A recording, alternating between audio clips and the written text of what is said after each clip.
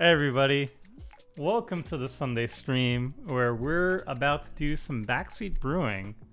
Let me quickly make sure that we are all good on the socials. I'm going to post on Twitter, bam, and I'm going to post on the YouTube on the MTG Goldfish website, bam.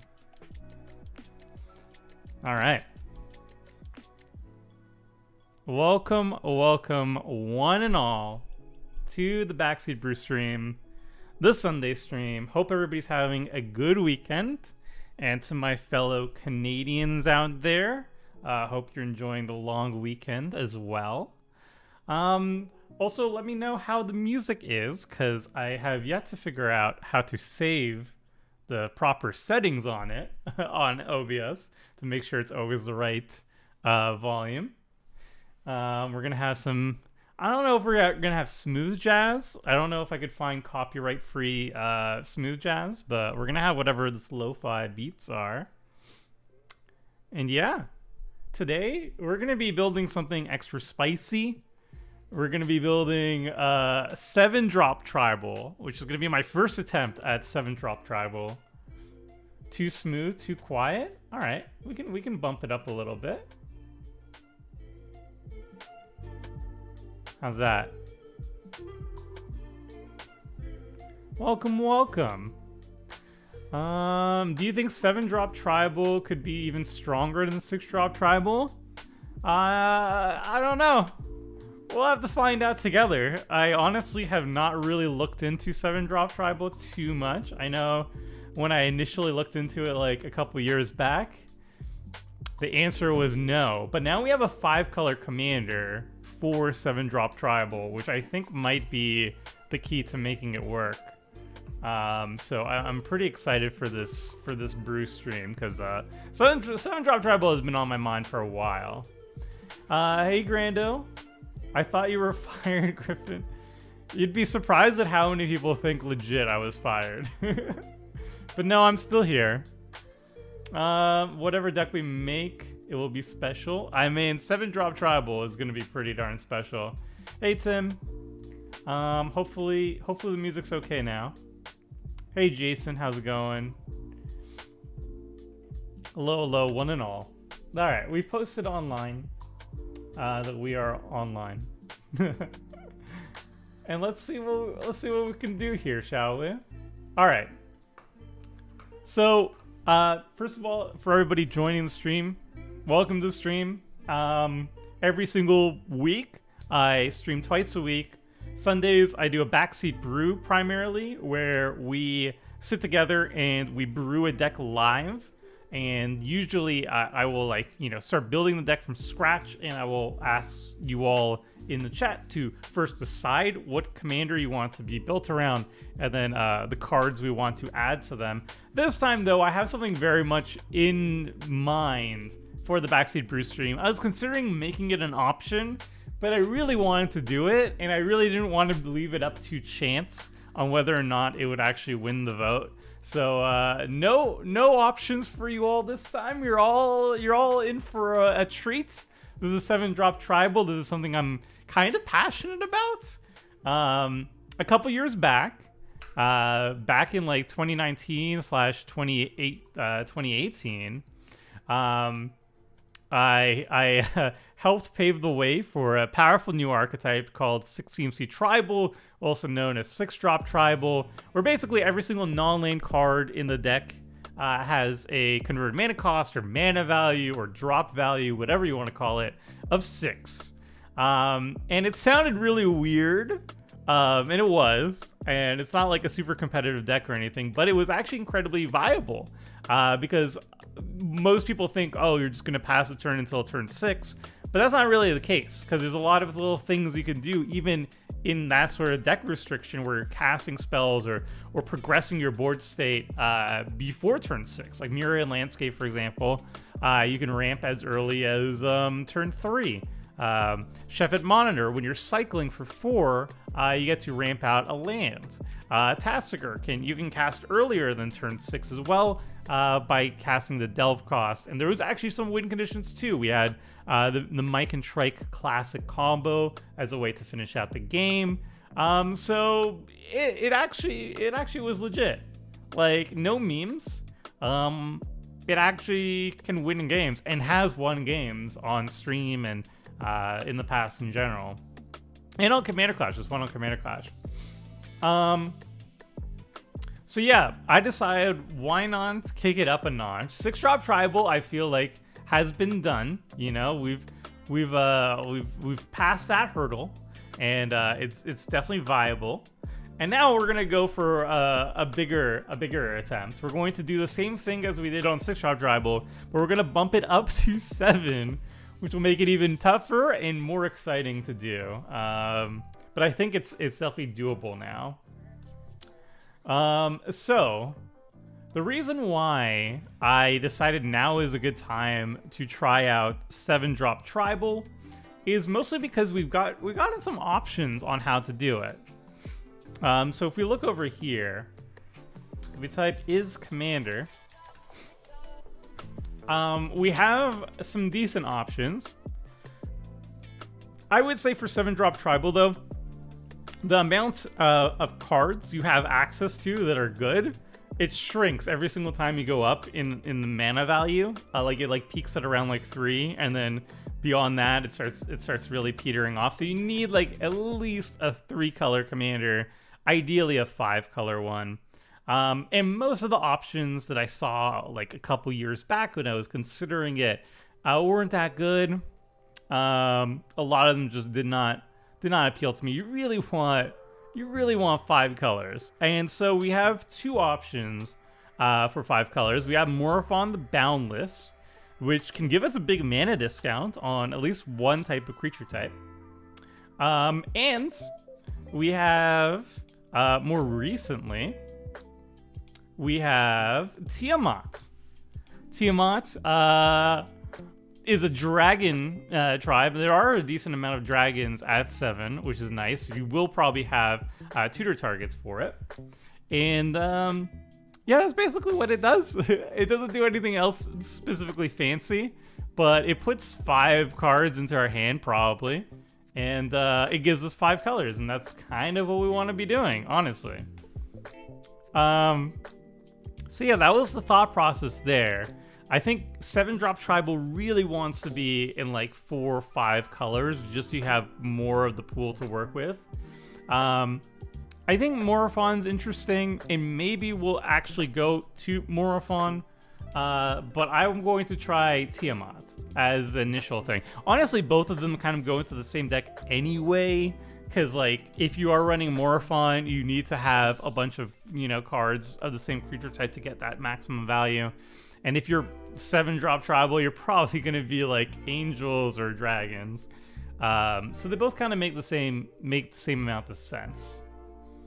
Are there any other 5C 7-drop commanders? Nope. There are only 2. There's Tiamat and there is Morophon. There are some 3-color ones, but that's it.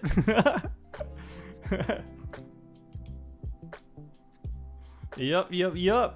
So I don't think there's going to be too much of a controversy between the two. Like, well, we might change them up later down the line in the brewing process, but that's what we're going to be doing today, friends. We're going to be doing 7-drop tribal, and we're going to see if it works. If it does work, I think it's going to work. But if it does work, I'm going to be running whatever we brew together on the Wednesday stream where I show gameplay footage. So we're going to brew it today, and then we're going to play it on Wednesday. That's the idea here.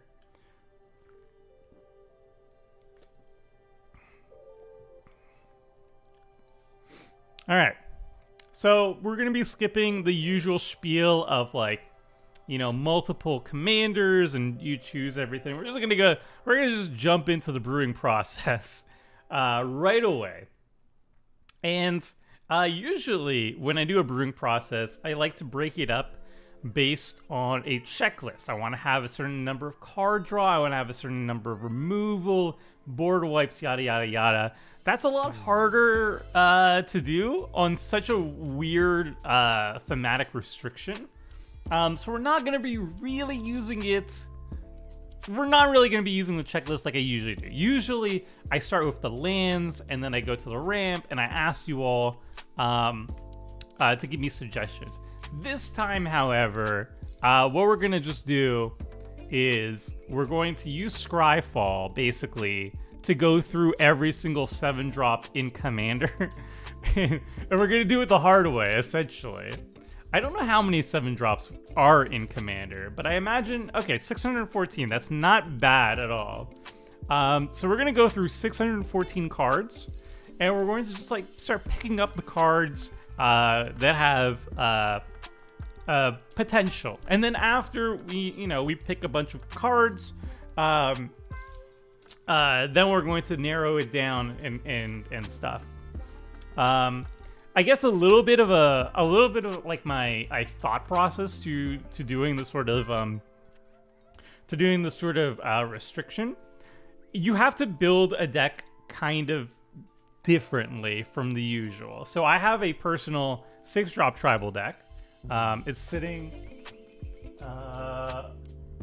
somewhere. I don't know. It's somewhere around here. I have this personal Tassiger, the Golden Fang deck built. Try typing MV equals 7 function ramp in Scryfall. MV equals 7 function ramp. Not a lot of options. But it's missing some. Like, I know Crows and Tusker, for example, isn't showing up here, even though it should. So we're going to go the hardcore way, where we're just going to go look at all of them. All right, so a little bit like a brief idea behind like 6-drop tribal and 7-drop tribal. So I built 6-drop tribal. I've been playing this deck for quite a bit, so it's fairly tuned, I would say. And things that I learned, for example, you'll notice the high land counts. There's 46 lands. Technically, you should probably have a little bit more than 46 lands to consistently put a land into play for 6 turns, because you need to at least have like 6 lands on the battlefield to start casting your spells. For 7-drop tribal, you're gonna have to hit 7 land drops usually, or at least that's a theory behind it. So you need a lot of lands in your deck. However, a lot of the turns beforehand, you're going to be using your non-land cards to do other things, and a lot of them are going to be like basic land cyclers, for example. And those will be ways like turn 2, you can land cycle a creature or a non-land card or whatever and get a land into your hand. So that kind of like muddies the ratios a little bit. I personally really enjoyed 46 lands for 6-drop tribal. That was a really good number for me after a lot of playtesting. I would assume 7-drop tribal can probably be putting similar stuff. Oh, yeah, like it's Crows and Tusker puts a land in hand. Oh, that's a little bit worse. Regardless, though, I'm going to look at it over all 614 cards. But yeah, so that's my thought process. I think like we start with 46 lands. We put in like the cycling lands too, so we can avoid land flood if we need to. And we're going to try to figure out basically like how to maximize the value of our turns leading up to our turn 7, where we like, start vomiting out our hand card by card. And we also have to like find win conditions and stuff too. We can't just like play a 7-drop every single turn and hope to win. I mean, maybe we can, but ideally we want to figure out like, do we have a finisher? Is there something that we're leading towards? Like this deck, for example, has a lot of like cycling creatures. Not just because it maximizes the early turns, but it leads into our main win condition, which is Twilight's Call, where you reanimate everything and then you have a fun time. So yeah, that's spiel over. Let's get to it, friends, by making a 7-drop deck.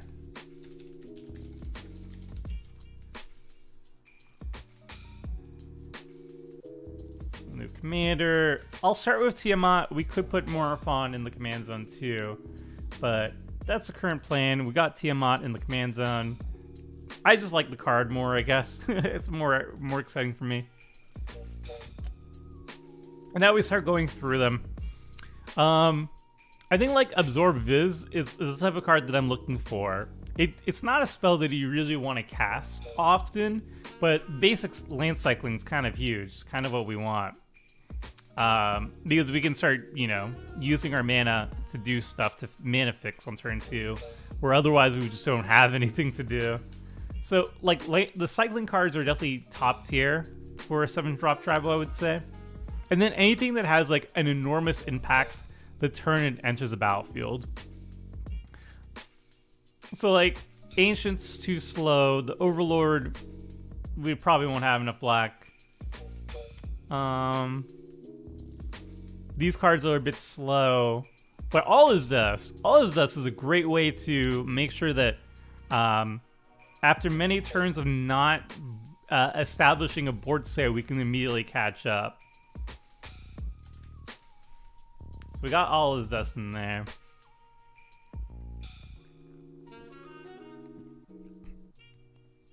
Alrund's Epiphany is also an interesting one.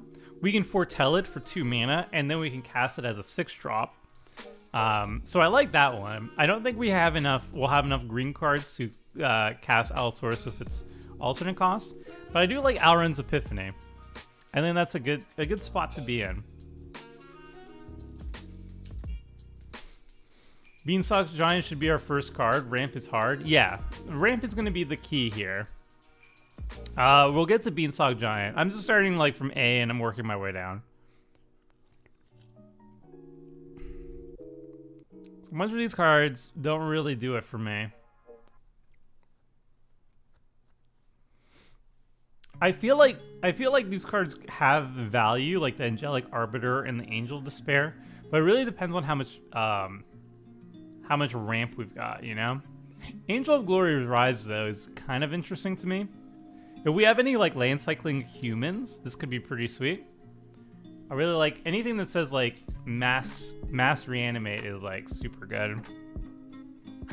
Angel of Serenity is pretty sweet. Exile all attacking creatures. I'd rather just have board wipes. Angel of the Ruins is definitely what we want here. It cycles early. It gets a planes. It can get dual planes as well, so we can get like, you know, a shock land or whatever.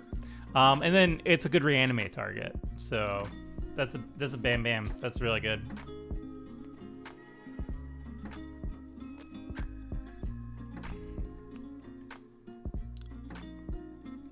Approach of the Second Sun is an interesting card.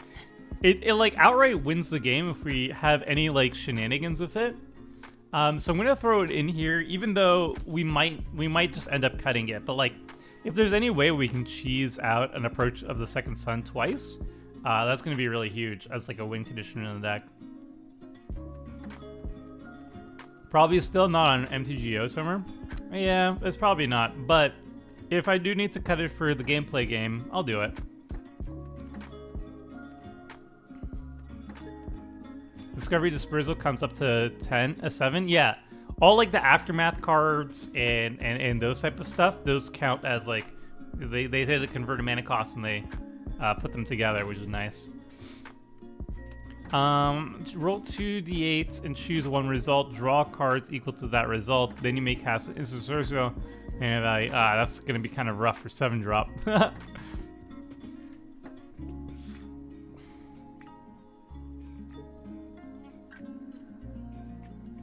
Archfiend of Sorrows is kind of interesting. It has an unearth cost of 5, so we could potentially cast it a little bit earlier. If we have ways of discarding it and then using it. So I really like that.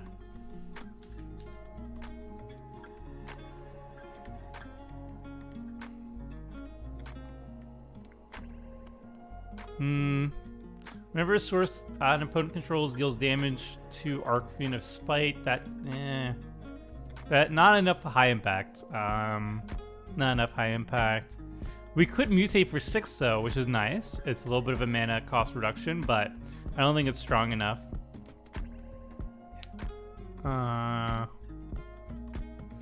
Affinity for artifacts could be a thing if we have a lot of artifacts in the deck, but I'm not sure how many we will have. I kind of like the idea of dragons. They work well with Tiamat. And they work well with Morophon if we go for like a dragon tribal. So I'm going to throw it in there. I don't know if it's going to stay, but that's definitely an option. Avenger of Zendikar is probably like one of the most high impact creatures we can have at 7. It doesn't wipe the board, so it doesn't have a catch-up mechanic, but it does immediately put a ton of tokens on the battlefield, can be a win condition by itself. So it's probably going to be good enough in here.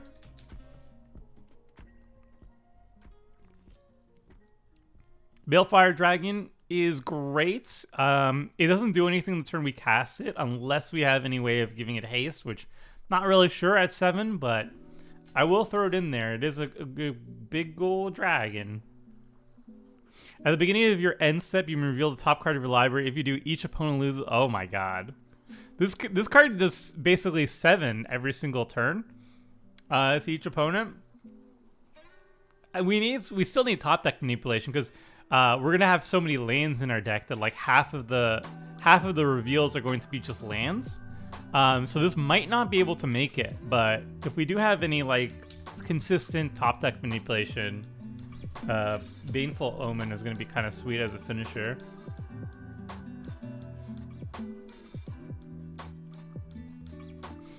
Alright, Beanstalk Giant, probably the best card in our deck so far. It's a 3 mana ramp. That's huge. Real huge.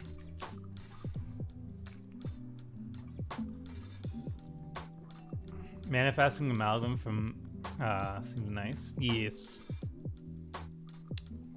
Behold Beyond, probably not. Beladros, though. Beladros is a type of card that can definitely win games.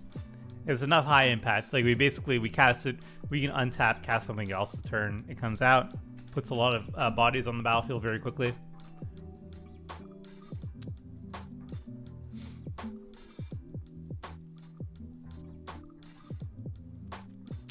When it enters the battlefield, you may return target dragon permanent card from your graveyard to the battlefield. So it's an immediate 2-for-1 in our deck.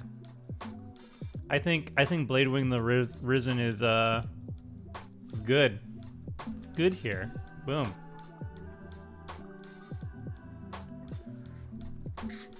Blatant Thievery is another really high impact spell. Yeah, Beladros brings us from 1 7-drop a turn to 2 7-drops a turn. It has a big life loss cost, but it is very good. Blatant Thievery is another one that's like super high impact. The turn you cast it, you're probably it's going to be worth just taking an entire turn to cast it.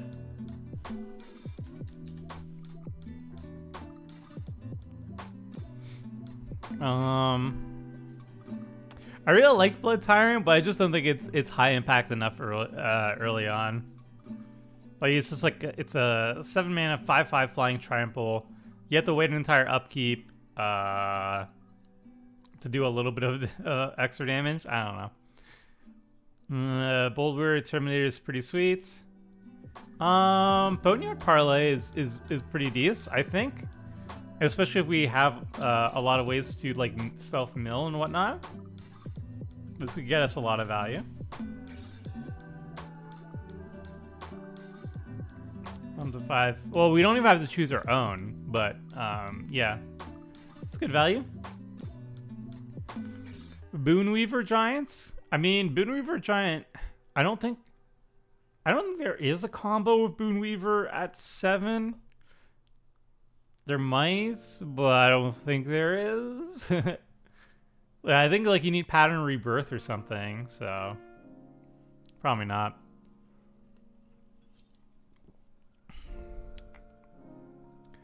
Bound and Determined. Sacrifice a creature, return X cards from your graveyard to your hand, where X is the number of colors the creature was. Exile this card. Other spells you control can't be countered this turn. Draw a card.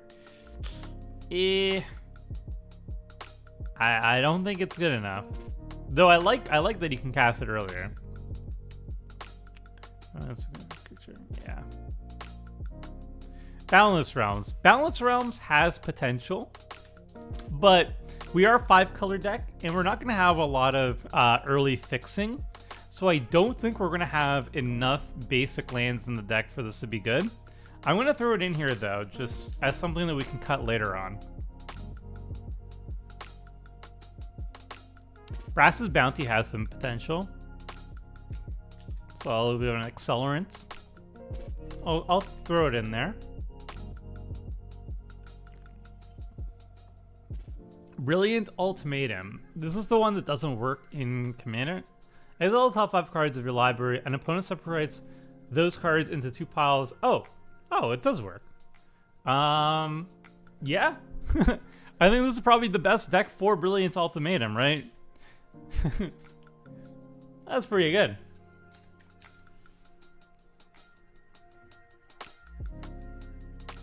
All right, so far so good.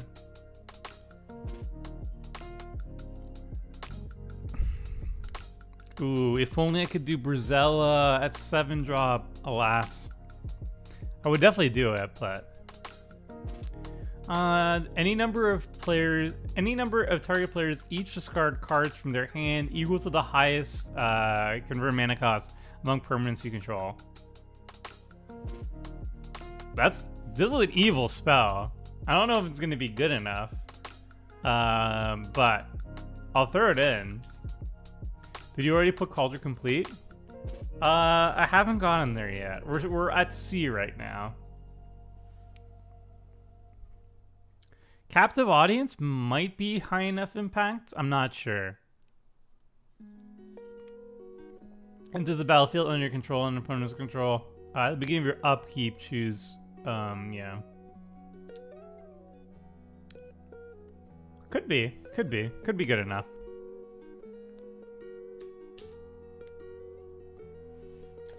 Boom.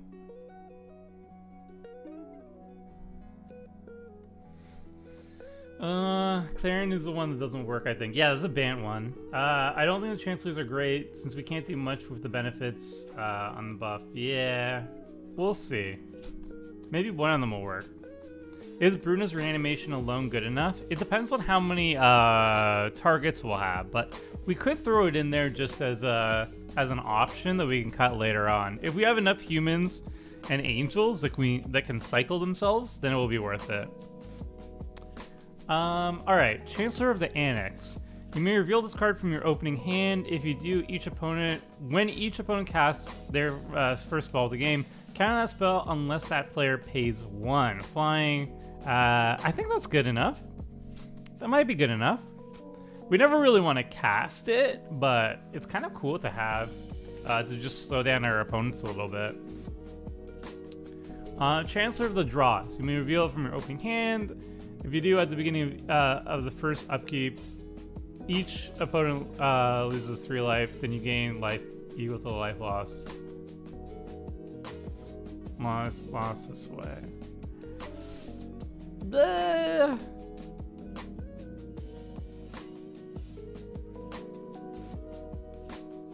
You know what? We'll toss it in there. I mean, it's pretty cool to reveal these. But we just never want to cast them is the problem. So I'll throw it in there and maybe. The answer is maybe. Reveal this card from your opening hand. If you do, at the beginning of the first upkeep, put a 1/1 goblin. X the number of creatures. This one's not going to make it. Chancellor of the Spires. At the beginning of the first upkeep, each opponent puts the top 7 cards of their library into their graveyard. Not that great. You may cast instant or sorcery from an opponent's graveyard. Nah. You may reveal this card from your opening hand. If you do, at the beginning of your first main phase, add green to your mana pool. Probably not going to cast anything on turn 1 though, but alright. Well, 2 of the Chancellors I think have potential. Like this can gain us 12 life. I think that's pretty decent. When it enters the battlefield, deals 3 damage to each other creature. Maybe. I don't know if 3 damage is good enough, actually. Ooh, Chromatic Order is nice. It's kind of like a Chromatic Lantern in our deck. We'll throw that one in. Chromium the Mutable can't be countered, has flash, discard a card, you give it Hexproof. I don't think it's good enough. Alright, Clarion Ultimatum. Choose 5 permanents you control. For each of those permanents, you may search your library for a card with the same name as that permanent. So it works with basic lands, but otherwise it won't have that much value in our deck. And I don't know how many basic lands we're going to end up having, so I don't think Clarion Ultimatum is going to be good enough.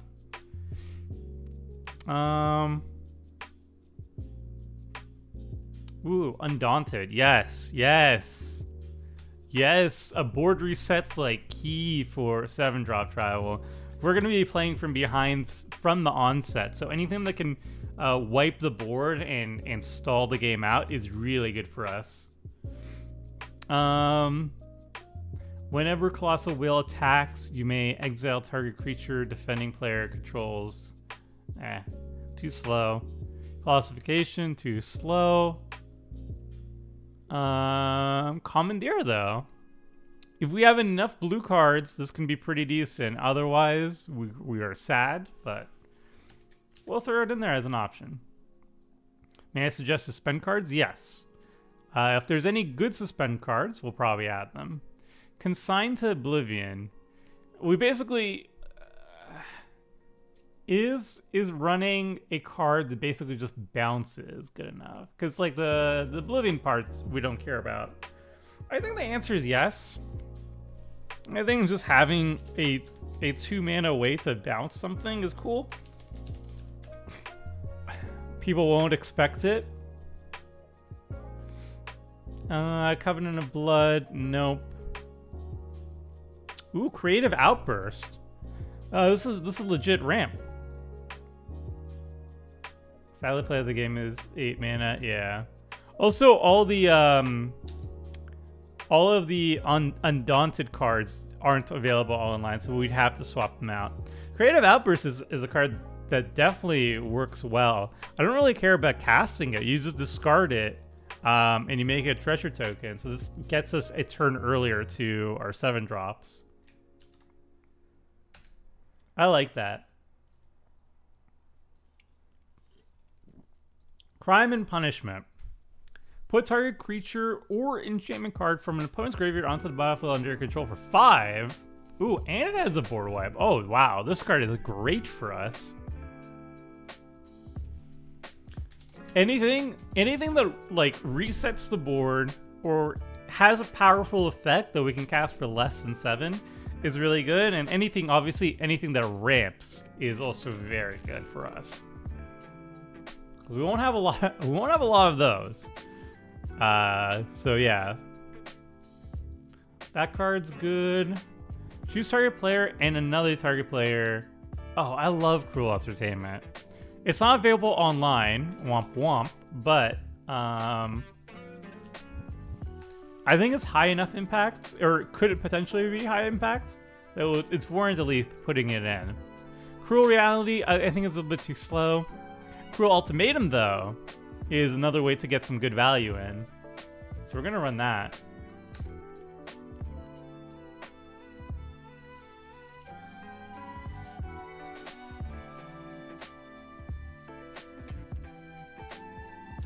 Cryptic Serpent. This spell costs 1 less to cast for each instant and sorcery card in your graveyard. I feel like this card has potential. If we can cast an early blocker that's a 6/5, it really depends on how many like cycling instant sorceries we're gonna have in the deck. But I like the idea of being able to cast something for like, let's say 4 mana instead of, you know, waiting till 7. Cyclone Summoner. Oof, another way to reset the board. This is huge. This is huge for us. Cyclone Summoner is another like really important card.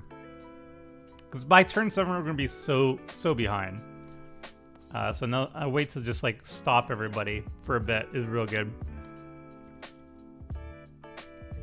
We probably won't have a way to cheat in Dargo anytime soon. Damia is like the opposite of what we're going to be doing. There we go, guys. Ignited. Die instead exile. It's nah. As long as you're the monarch, permanents you control have hexproof. That's pretty good. So all creatures you control. Nope. If you cast it from your hand. Oh, there's another board wipe. I like that one. I like that one a bit. Good deal. Debtor's Knell. Debtor's Knell is pretty decent. It's also like doubles as a finisher. It's kind of slow. It takes an entire turn cycle for us to get anything out of it, but it could be good enough. Deceiver Reform. Nope. Define Broodlord. Do we have the combo at 7 or not? I don't think so. I'll throw in Define Broodlord just in case we can combo with it, but I don't think there's a like the Exquisite Blood's Sanguine Bond at 7. But I'm gonna throw it in there because it is a very powerful effect. It could win us the game if that is available. Nope, nope, nope, nope. The Luvian Primordial. Oh yes. Oh yes, this is a high impact card. Let's get that one in there. Remove all permanents from the game. As long as any of those cards remain removed from the game at the beginning of each player's upkeep, that player returns one of the removed cards he or she owns to play. This card's mean, but I think it's actually really good here, right? It resets the entire board. It basically lets us catch up to everyone. And the things that we own are going to be higher impact, probably, than the stuff that our opponents own. I feel like this has potential. I'm not sure if it's going to be actually that great, but it has potential. Tiamat can fetch the Deathbringer too? Yeah. I like the fact that it can fetch it up. Obviously, we have to wait a turn, but that's pretty good. Ooh, Discovery Dispersal. Turn 2, we can Surveil. That's really nice. And the Dispersal part is actually pretty relevant as well. That's one of the best cards, I think, for the deck.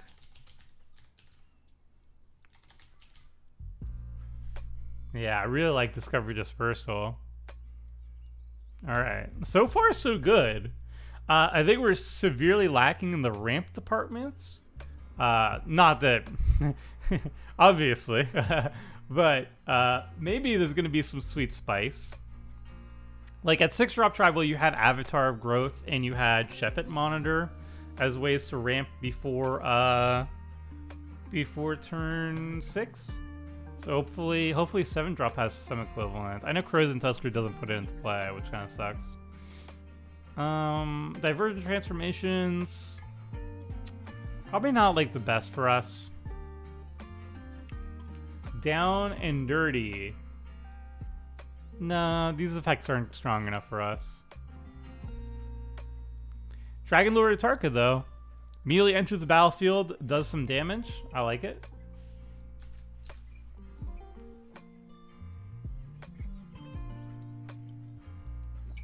Dracoseth is also really good. It's a little bit worse in our deck because we really need haste for it to be good. And I'm not sure how much haste we'll have, but I'll throw it in there.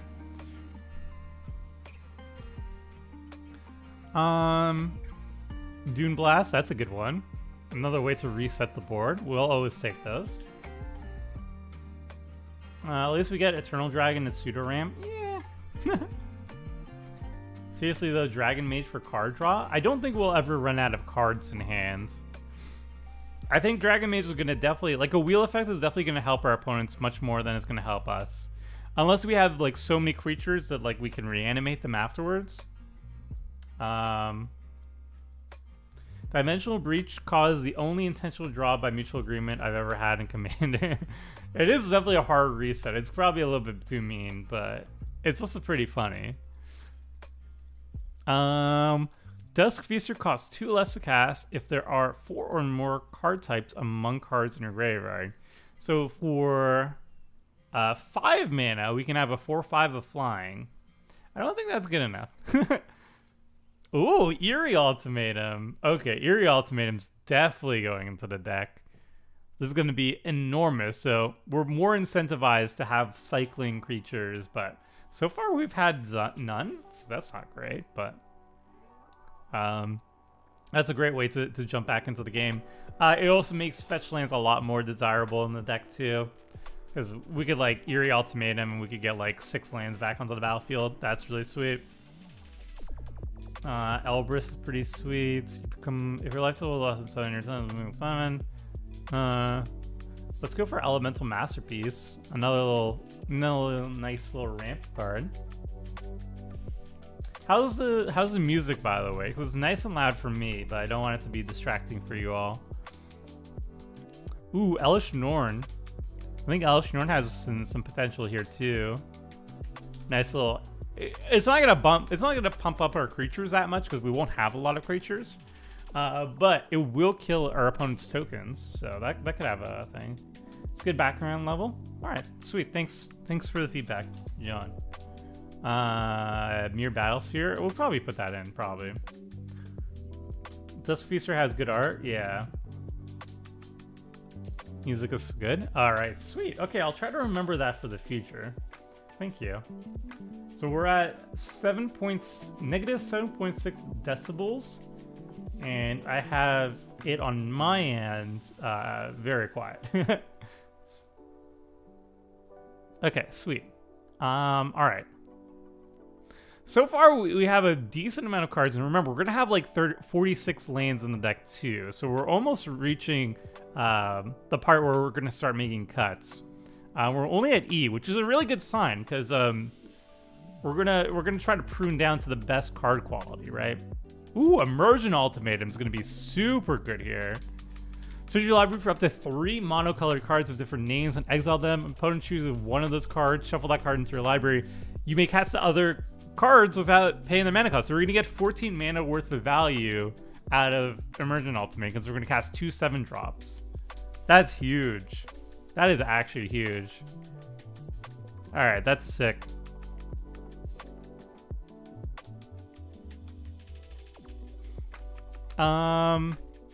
Marius Shepherd, I don't think we're gonna have enough. Marius Call, it just taps for 1 white card, 1 white mana. It's really just not good enough. Maritandrous, nope. Enduring Ideal is interesting, but I don't think it's gonna be good in this deck. Cascade's not gonna work in our deck. That's a little bit rough. Prowl, we're probably never gonna get Prowl happening, though it would be pretty sweet. Enter the battlefield. For each opponent, return up to 1 target non-land permanent that player controls to its owner's hand. I mean, we'll put it in because its enter the battlefield effect isn't terrible, but I feel like we really want to get a Prowl cost off of it, and I don't think we're going to get it. Hey, Alex. How's it going? No Flower Searches for basics. Oof. Errant Ephemeron. I think I like Suspend. Suspend is very good. It's one of the cards or one of the mechanics that we want to have because it lets us cast, creatures earlier. But just having a 4/4 flyer, I don't think is worth it. Eternal Dragon's nice though. We can Plane Cycle, Mana Fix on 2. We can return it to hand if we ever need to. It's Dragon. It's real good. It's real good.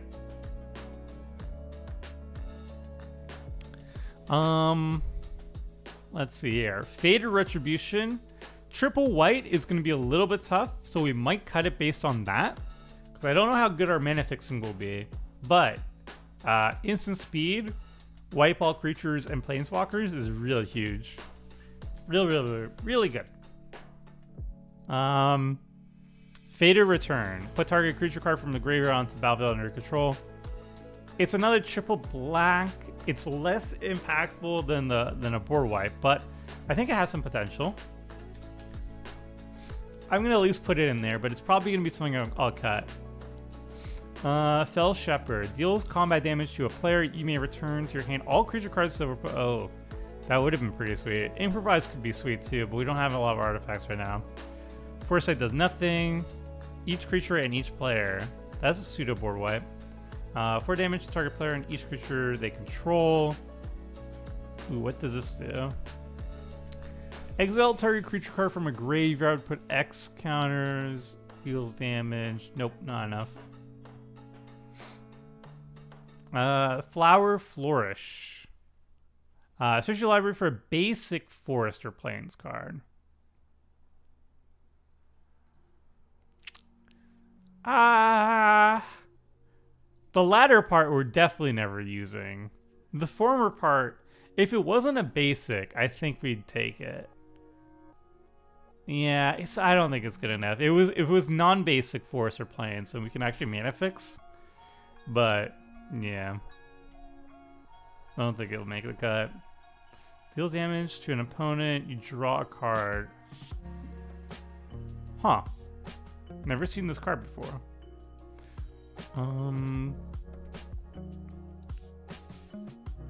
Nope, nope, nope.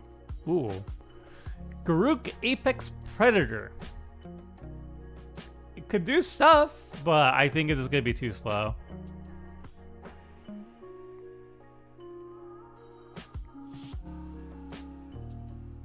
Ooh, Genesis Ultimatum.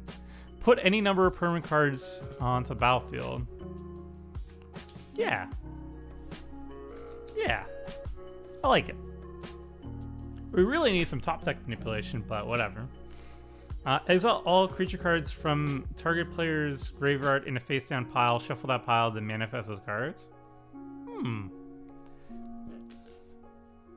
I think this has potential. Oh, but then we have to flip it up. And if we're targeting our own creatures, that's going to be 7. That's probably not that great. But, I mean, if we target an opponent's graveyard, then it might be more reasonable. I'll put it there. Sure. It's really not good targeting our own graveyard, though. Ooh, Giselle's pretty high impact. Giselle's the card you basically, your opponents have to deal with, or they're going to kill each other. I like that.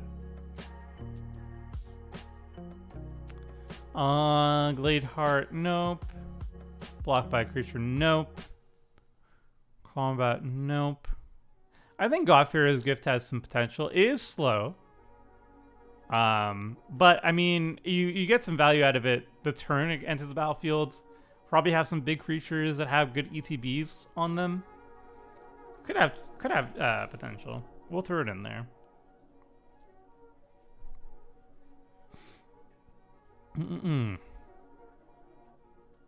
Roll 2d10 and choose a result. Return a creature card from your graveyard to the battlefield with a number of +1/+1 counters equals the result. Then each opponent loses X life and you gain X life, or X is the other result. Might have potential. Hi, did you add Cauldron Complete from the very start? No, not yet. Ooh, we have a cycling card, finally. I like cycling cards. Greater Sandworm, get in there. Are we ever going to cast a Sandworm? Probably not, but I like cycling. Great Whale. Comes into play untapped up to 7 lands. Is that enough? I guess it's basically a free 5/5 once we have 7 mana. Let's throw it in there.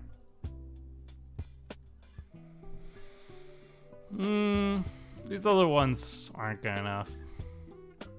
Ooh, we got Gurmag Ingler. Is this good enough?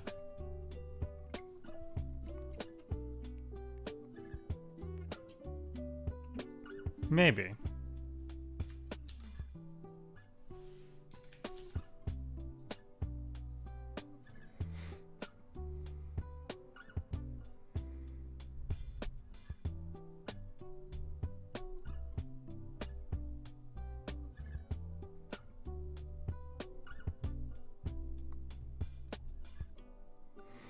Hedonist Trove is an interesting one. It's another way for us to cast spells for less than 7.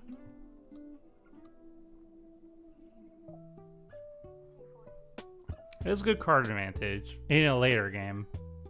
Maybe we run it. Grimmarg is good with fetches, yeah. When Highcliff Feldar enters the battlefield, for each opponent, choose a creature with the greatest power among creatures that player controls. Destroy those creatures. Yeah, I like that. That's some nice high impact.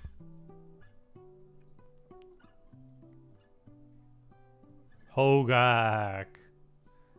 Yeah, Hogak's a little bit too expensive for us to cheat in.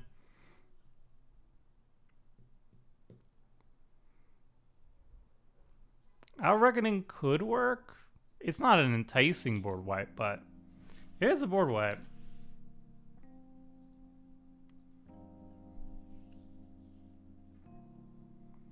Another cycler. It's not a really good cycler, but it is a cycler.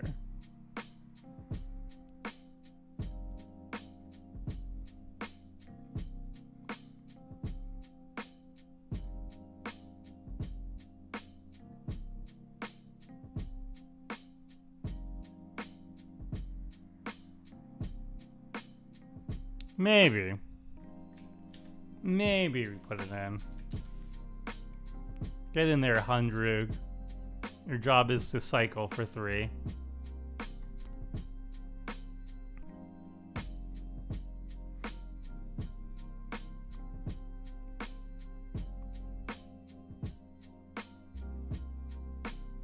Yeah, Convoke won't work very well here, unfortunately.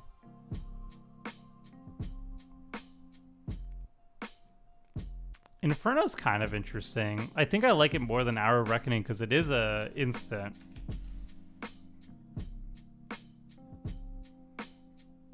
Inspired Sphinx is kind of interesting too. But just like it enters the battlefield, it draws 3. You can pay 4 to make a token. Not terrible. And then the story costs 3 less if an opponent has 7 more cards in their graveyard. Yeah, it has potential.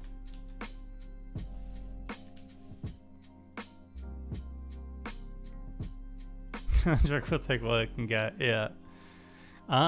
Inspired Ultimatum, I think it's just too low impact. Like, drawing 5 is good, but... Ith High Arcanist. We can suspend it for 2. That's nice. Untap target attacking creature, prevent all combat damage. I think Ith is good enough to make it here. It's just a nice little. It's a Maze of Ith on a creature. That's cool. Suspend 5. We get a 3/4. It taps down stuff. Not good enough, I don't think. Ooh. Oh, this is a nice one. Cycle for 2. That's like twice as good as 100. OP. Oop. I think I have to, right? I don't think it's good, but I think I have to put it in here. Boom.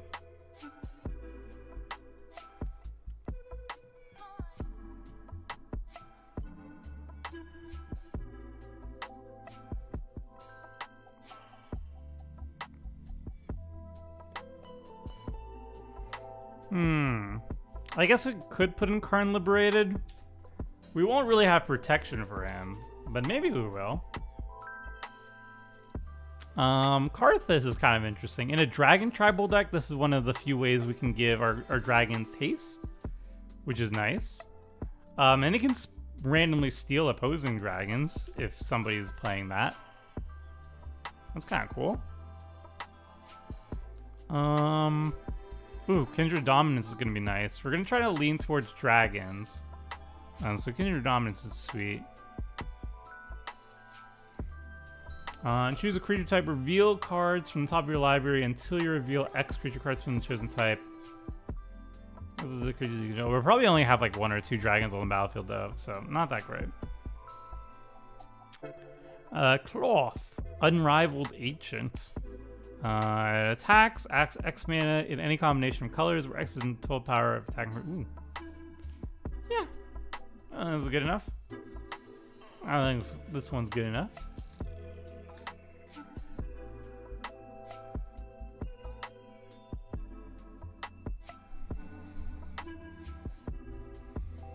Alright, we're like at the halfway point of cards to add, which is nice. Another Prowl card. I wish we had enough rogues to trigger Prowl consistently. Coma is nice. You just drop Coma on the battlefield, and it kind of just like takes over the game. You don't really need a lot of synergy behind Coma. You just kind of put it on the battlefield. All right. Ooh, Crows and Tusker. Gotta have the Tusker. Gotta have a Tusker.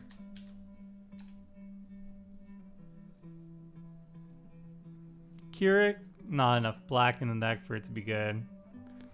Lake Claim's nice. Cycle for 2. I like cycling for 2.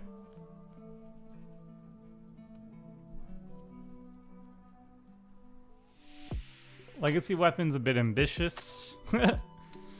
That's what? That's 12 mana to remove a target permanent.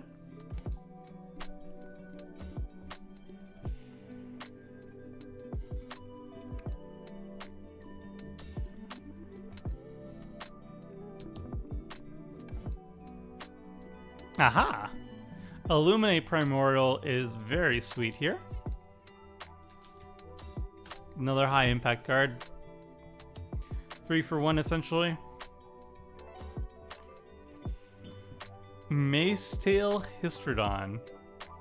Are we digging deep for a Macetail Histrodon? Cycling 3. Might be good enough.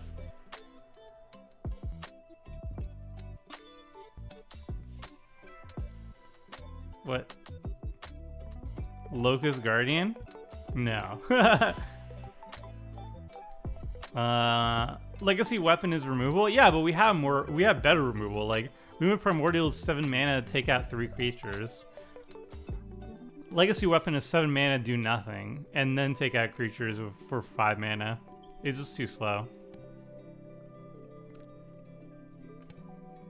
Assist is kind of interesting, but I don't think anybody's going to assist me.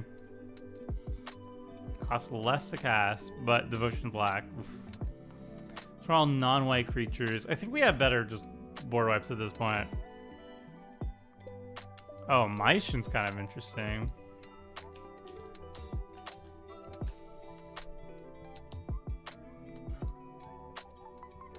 Haven't seen a Macetail Histrodon play since I was 11, I think. Yeah. This might be the time for it. Ooh, Mind Dilation's pretty good value. Get a lot of card advantage out of that one.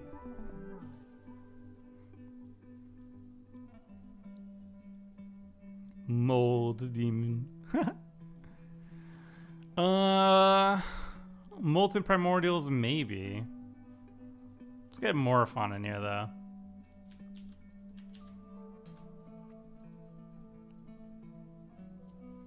Meteor Golem? I feel like we could do better than Meteor Golem, though. Is the thing. Mouth to Feed, I think both sides are kind of Oh, Murktide Regent. 7 mana, Delve. Enters the battlefield with a +1/+1 counter for each instance from an exile event. It's just a big beater.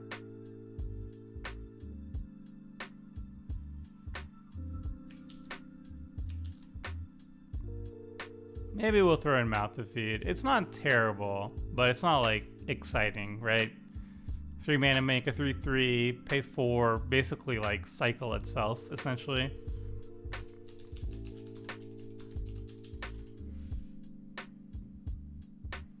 Yeah, at least you can cast them. Then it's true. Mere Battlefield is a no. Destroy all creatures and return a creature card from the graveyard this way, put it under your control. Yeah. I like that. Do like that. Oh, I do like this as well. Getting bodies on the battlefield. Hell yeah. Needlebite Trap. If an opponent gains life this turn, you may pay black instead of paying its mana cost. Target player loses 5 life if you gain 5 life. Not bad.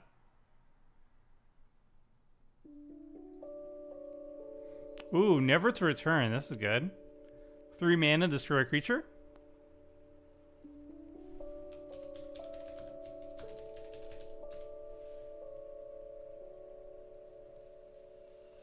Nexus of Fates, probably not. Nezahal, I like. Nezahal is just the type of card you just drop on the battlefield and you go wild with it. Nicol Bolas, a 7-drop Nicol Bolas. Exiles cards from the top of their library until they... Yeah, I'm sure this is good enough. I'm sure that this has to be good enough.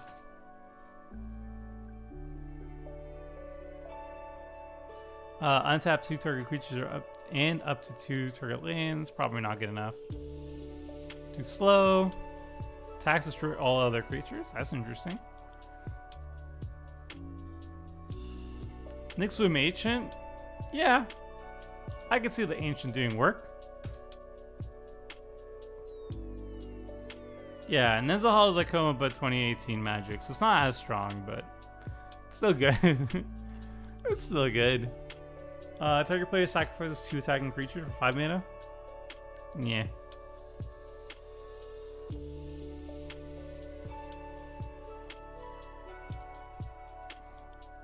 Ojutai, Old Gnawbone, Omnath. These are all pretty good cards. Pretty high impact cards. This is good with fetch lands.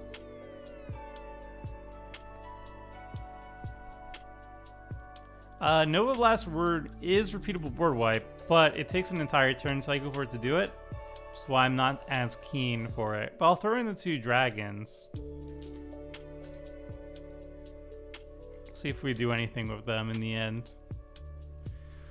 This spell costs 1 less to cast for each lane card in your graveyard. It's a 4/4 flyer with haste. Could work. Could work. Maybe. And destroy target creature. Whenever non-token creature opponent controls dies. Yeah, I like this one.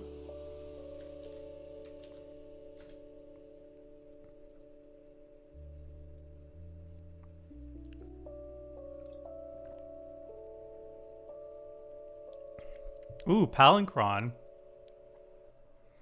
Palinchron plus Nyxbloom Ancient is infinite mana. And by itself, I mean, you pay 7, you untap it, you cast something else. That seems fine.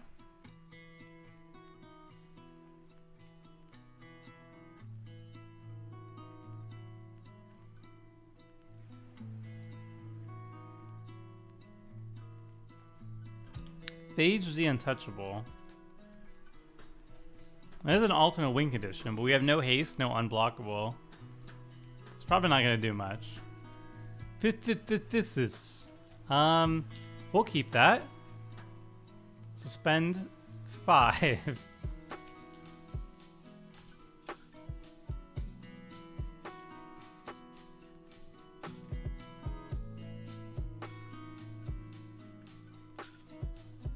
Yeah, 4 black pips are going to be difficult. So, creature. Pit spawn? I respect the pit spawn.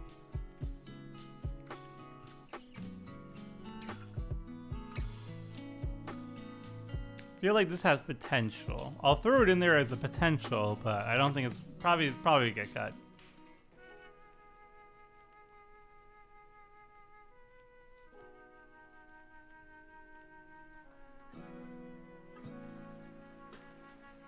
Profound Journey.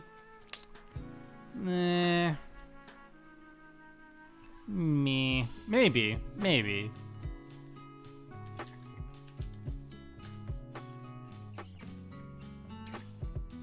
Platinum Angel? No. Platinum Angel is way too easy to get rid of. Purple Worm is a little better if it had Flash. It's a very good limited card. But we're not really a sacrifice deck.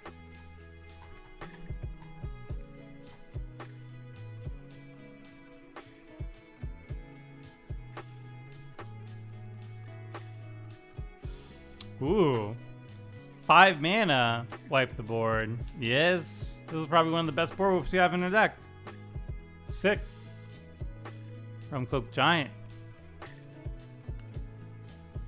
Reckless Endeavor. Roll to 12, deals damage, make treasure. Yeah. I like this. This is a good board wipe. Sets up for future turns. Mana fixes. Refuse to cooperate. Nope. What does this do? Shuffle up to 4 cards you own from outside the game into your library. No. Nah. Appearance of the Abyss? I mean, I don't think we're gonna worry about card draw so much as we need new ways of actually casting our spells that are in our hand. Response Resurgence. I think like this has some value to it. 2 mana, deal 5 damage. This part less so. I don't know. We'll add it. We'll add it and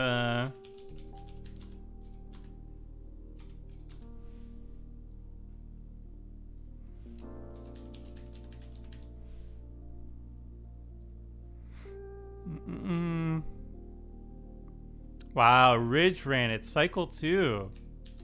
That's insane. That's one of our best cyclers. Sick.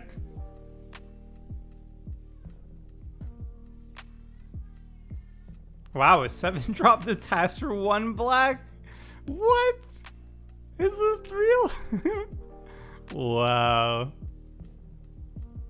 Wow, this card is so bad.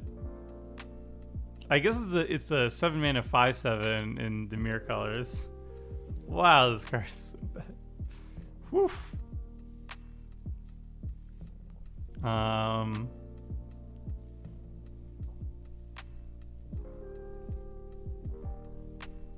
Turn up to 2 target creatures in opponent's control. Target player draws 2 cards. Nah. Enter the battlefield, return up to X target zombie cards from your graveyard to the battlefield. That would be pretty sick if we had enough zombies to make it work. I don't think we have enough zombies to make it work though. Ooh, this is our best board wipe, I guess. I think. Asymmetrical board wipe that gets rid of everything.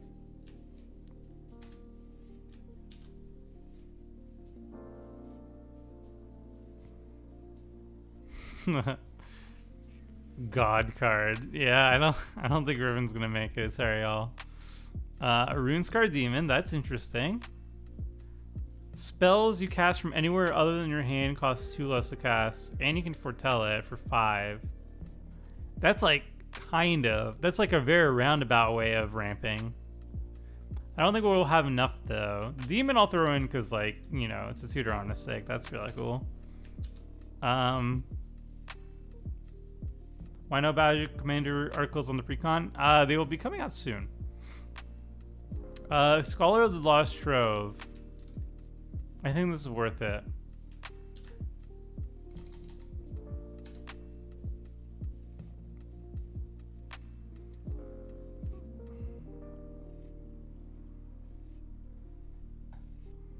So you'll be on does discount your commander? Yes, but I still don't think it's good enough.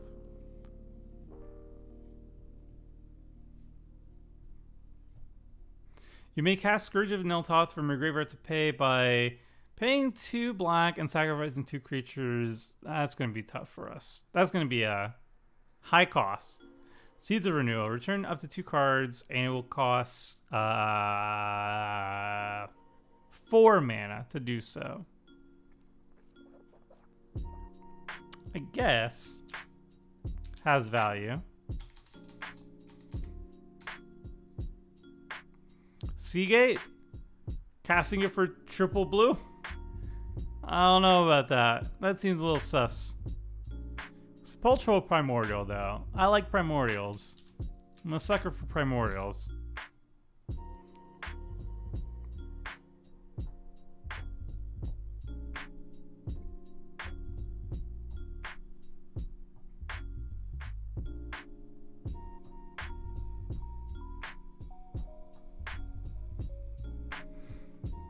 So the thing with Seagate Restoration, though, is there is a cost to it. You're playing a land that only taps for blue in a 5-color deck, and I think that's pretty sus. Yes, it does have the flexibility of being able to cast as a spell, but if your lands are not tapping for more than 1 color, and they better have a really good reason for it. I don't think this is worth it in a 5-color deck.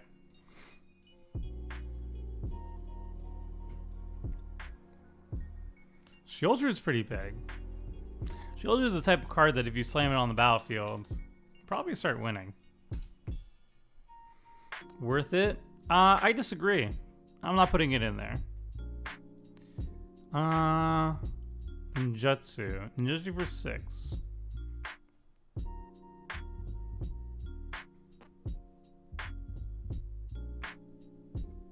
These ones aren't gonna make it. If we had a lot of artifacts, I would definitely take advantage of all this affinity for artifact stuff. Unfortunately, we do not.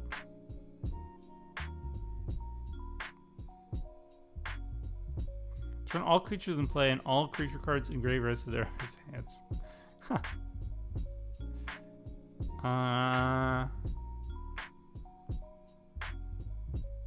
Skylon Despot seems insane. Is insane? I don't think it's insane. It's fine. Yeah, there's not a lot of ways we're gonna protect, like planeswalkers and not being attacked when we're a 7-drop deck. It's gonna be kind of tough. Although we will have a lot of board wipes, which is nice. Maybe it is enough. Maybe if we run enough board wipes, it's enough to get in there.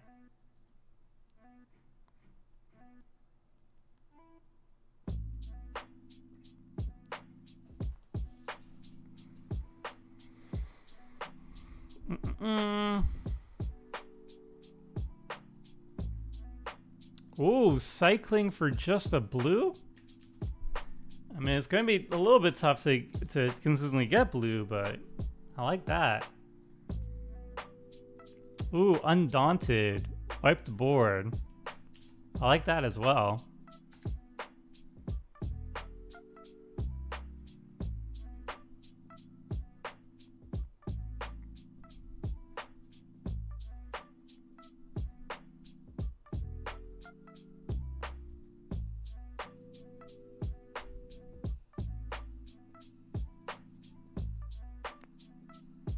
Beginning of each opponent's upkeep, you manifest the top card of the library. That's sick.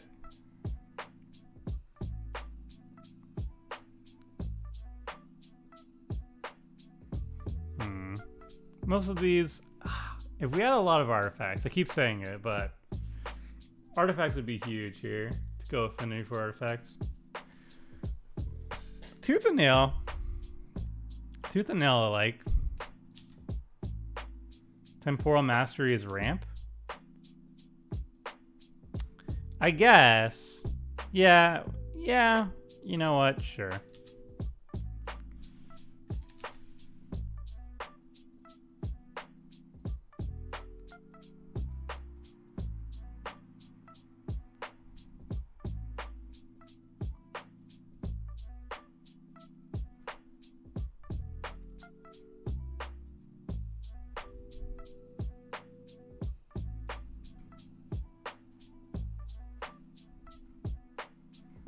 Velomachus Lorehold. Value less than or equal to its power. No! Oh, so close. So close for this card being insane. Violent Ultimatum. Blow up 3 target permanents. I feel like this is on the cusp of still being good enough. It might not be, but it's very close.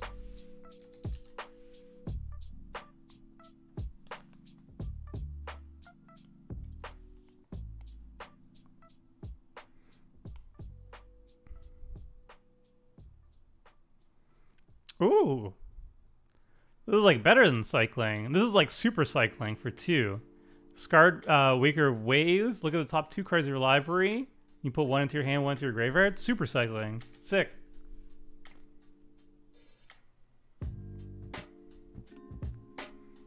Return all artifact cards from your graveyard to the battlefield. They gain haste until end of turn.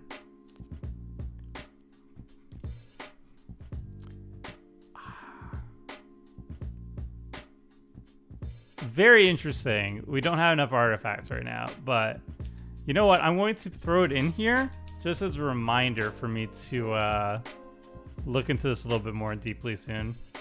Put target attacking or blocking creature on top of its owner library. Okay. Create a Sphinx for 5. Warren/Warden. Thoughts on fogs in EDH? A couple of them are good. But generally speaking, instead of having a fog effect, it's much better to just have a instant speed removal effect. Forest cycling. All right, here we go. Forest cycling's good. We can actually get a mana fixing land off that. That I like.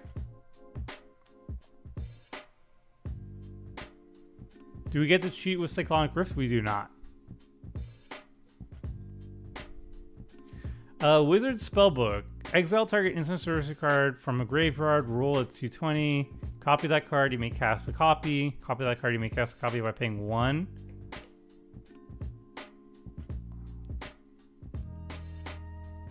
The 1 to 9 part is real bad.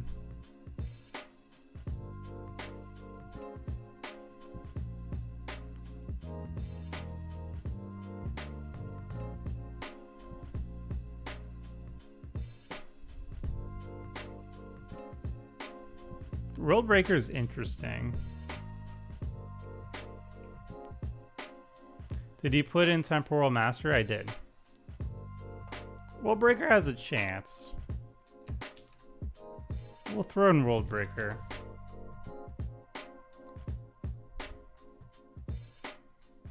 Merge. Ooh, Yadaro. This is sick. Another Cycler for 2. Zendikar Resurgence. Ooh. Yoked Plow Beast. Almost as good as Yadaro, honestly. Another Cycler for 2. Yomichi, Zendikar Resurgence. Zendikar Resurgence lets us cast 2 spells a turn. That's good. Okay. And we got there. And now we're going to have a lot of cards.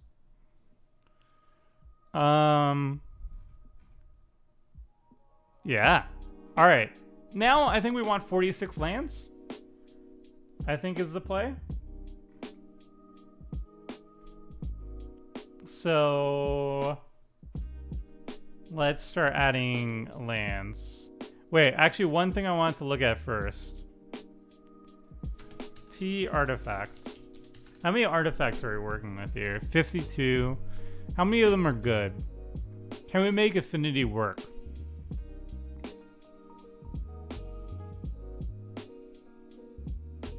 No.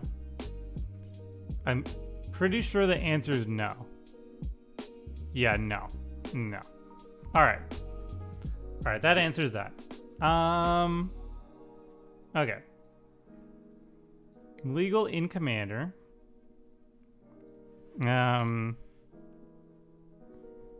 Is fetch land.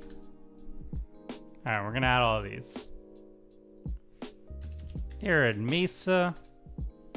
I'm just gonna throw it into the other monitors so I can type them out faster.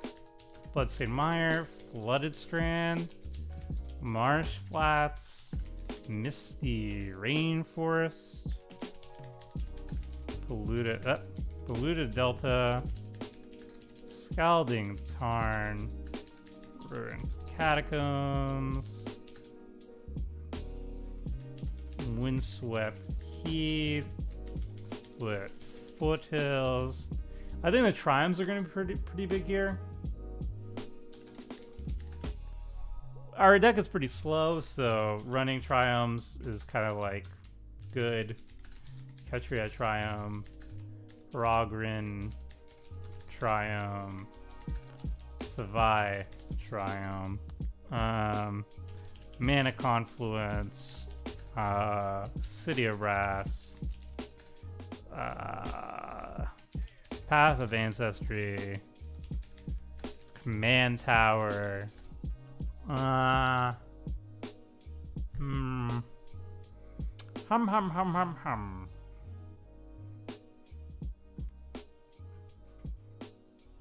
18 so far. Oh yeah, reflecting pool.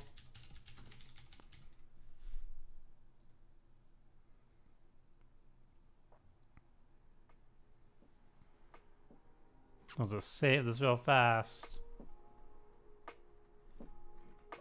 Zago Triumph's missing? Oh, oops.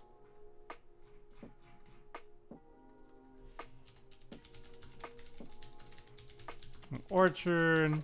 Let's see, Forbidden Orchard 2. Oh yeah, the World Tree.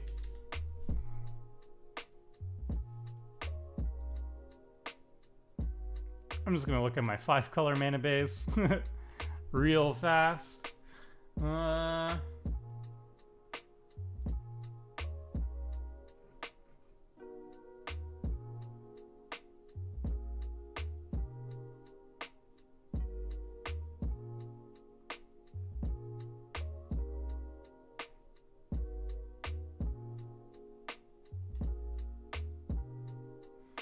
Treasure Vault, Zoetic Cavern.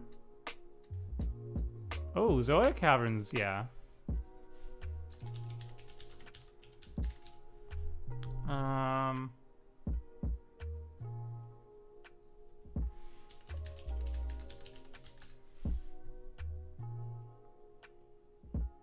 Sacrificing the Treasure Vault's a little bit sus, I think. Not a big fan of that one. When the Palicron becomes so expensive, I think it's on the reserve list, is it not? Let's see here. Yeah, reserve list, that's why.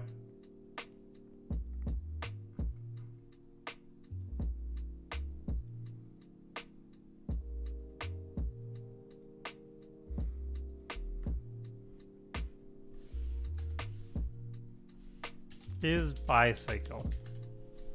Wait, does that not?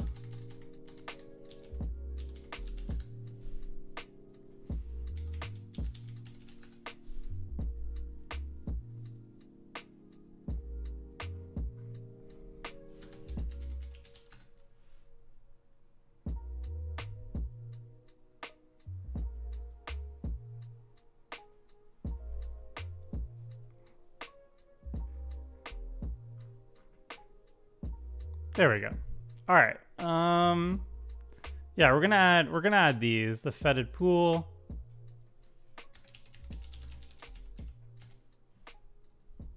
Fetid pools. Hey, Etria. Irrigated farmlands.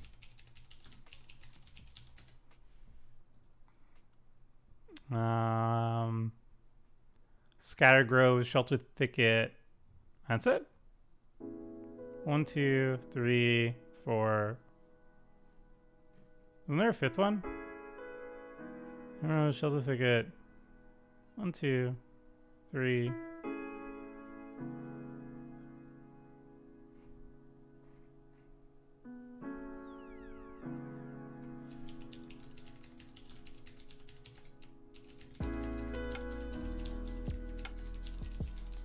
Canyon slow. Am I blind? Oh yeah, I am blind. Castle Garenbrig seems good. I'm not sure. Add 6 green. The green part is kind of weird. I get it, but mana fixing is gonna be a little bit weird, awkward for that one.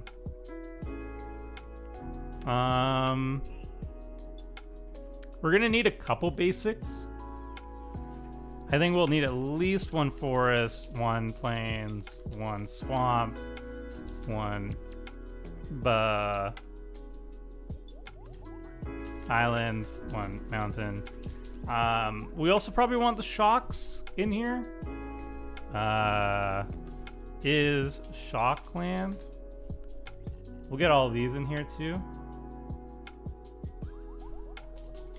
Blood Crypt, Breeding Pool, Godless Shrine, Hallowed Fountain, Overgrown Tomb, Sacred Foundry, Steam Vents,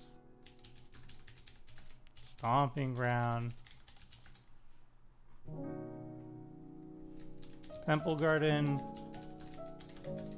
Watery Grave. Okay. I mean, we could do the original duels if people want to see that. I don't know how expensive they are though. I usually just avoid them because they're like stupidly expensive.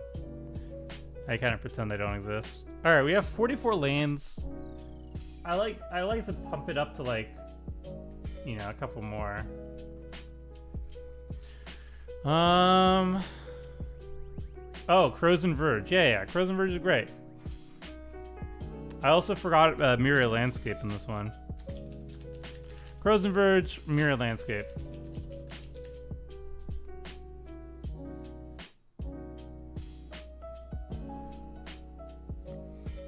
I think that's where we're at. And now we have to cut 68 cards. All right. All right, let's get to it. So how many angels do we have? 2, 3. How many angels are we gonna have in our graveyard is a bigger question. 4. There's a decent amount of angels. But I don't think we're like super heavy on the reanimation strategy here. And we have to cut 68 cards, so I think like there's gonna be a decent amount. Landscape. Oh, landscape doesn't work because we need more basics.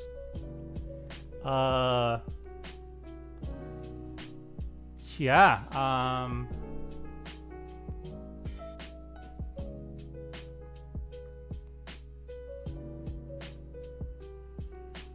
Oh, Blighted Woodland. Yeah, Blighted Woodland is good. There it is. Good catch. All right, so Angel of Glory's Rise gonna be the first cut. I like the ruins. I like the sorrows. Atarka I like as a kind of a finisher. Avenger Zendikar, it's really good, but we're kind of like more of a dragon-y style thing. So I'm gonna cut it for mostly flavor reasons. It's a good card, don't get me wrong, but yeah. I like these. I'm gonna cut Bruna.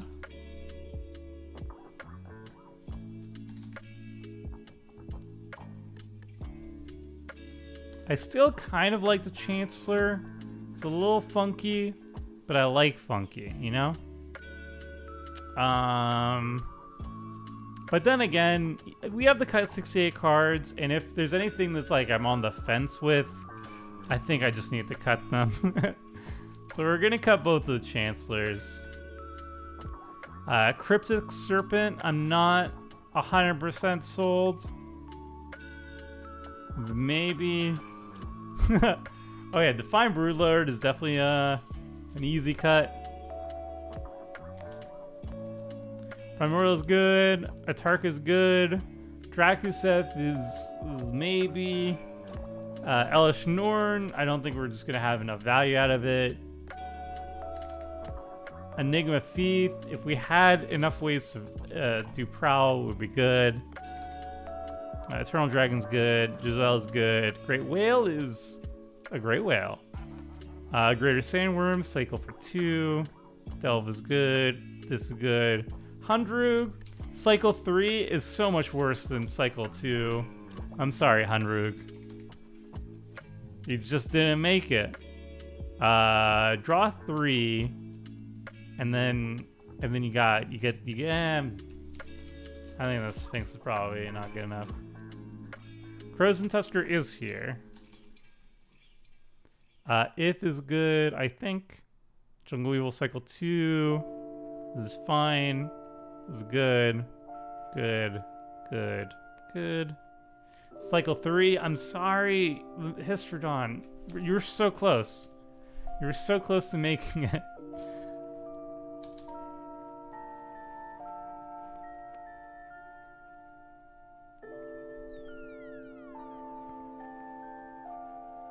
Morophon is good. It's good.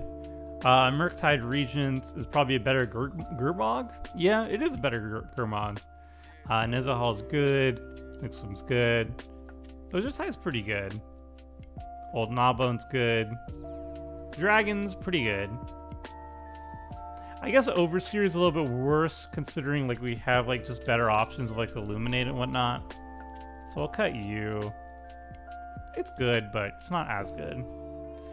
Poundcron's good. Realmcloak John's good. Ridge Ranet, that's Cycle 2, baby.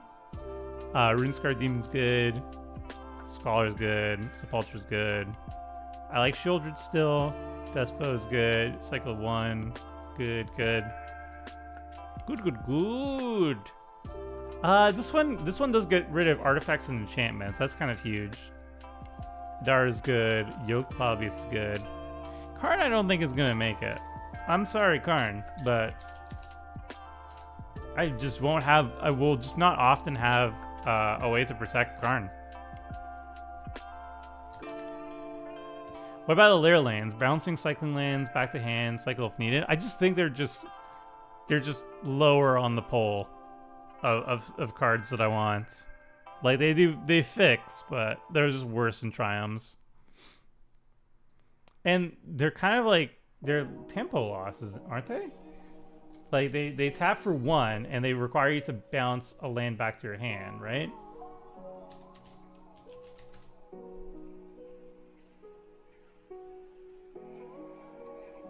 Yeah, they're literally a land drop loss. Yeah, I don't like them. They're very much a step down from Karoo's. I'd rather run a Karoo over a lair even in a 5-color deck over him. If they tap for 2 though, then I would have liked them.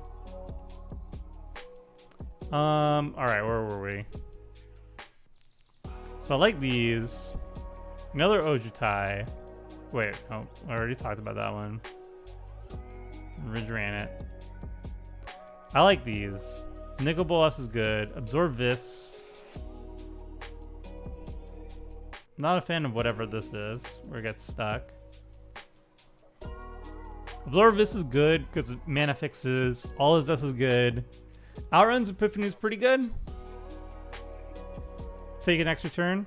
Make a land drop. Approach of the Second Sun. I guess we don't need it. It doesn't really have any inherent synergy in the deck. Approach of the Second Sun, you're gone. Blatant Thievery is good. Boneyard Parlay is pretty good. Boundless Realms, not going to make it, unfortunately. Just didn't get there in the end. Brass of Bounty is good. Ultimatum's good. Cabal Condition is very mean. I'll hold on to it though, because I am a mean person. These are all good cards. Cruel Entertainment. I'm going to take it out. It is hilarious, but it's also, I know, not available online, so I'm going to have to cut it anyway. Dimensional Breach is very interesting, but... yeah, we'll take out the Breach. I feel like it can backfire too much.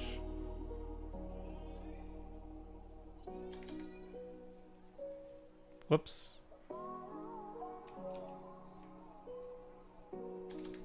There we go. Coastal Breach isn't on Moto, yeah. All the Undaunted cards aren't available on Moto, but it's just a really good card. Dispersal is good. Doom Blast is good. Eerie Ultimatum's good. Good. Good.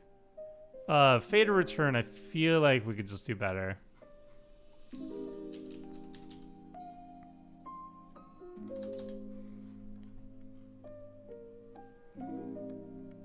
Ghastly Conscription, Grave Endeavor. I think that's fine-ish. Our Reckoning, we can just do better. I think we can do better than Inferno. So the story is fine. Dominance is great. Mount Defeat's fine. Selection's good. Hex is good. This is, I really don't like that it takes 5 turns. Primeval's Gorlace of Birth. I just... do we have enough? Legendaries. It's probably enough. Like, you don't need a lot to get that working well. Profound Journey, we can get cut, I think.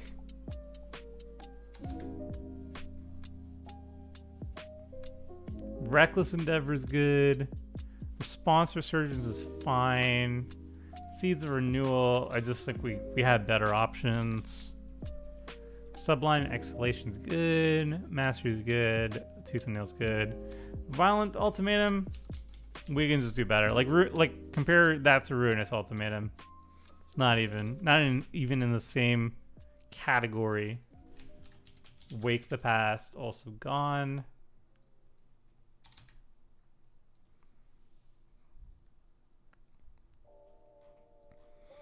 All right, still have to cut 44 cards? No, man. Baneful Omen, we never got any way to do stuff with the top cards of our library. Captive Audience is funny, but ultimately, I don't think we need it.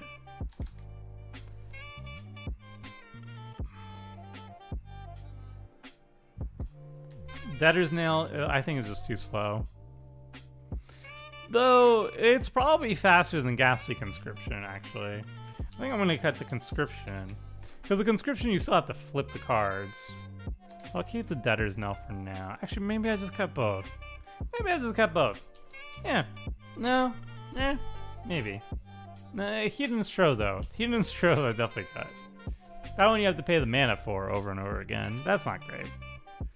Lay Claim is good. That's cycle 2.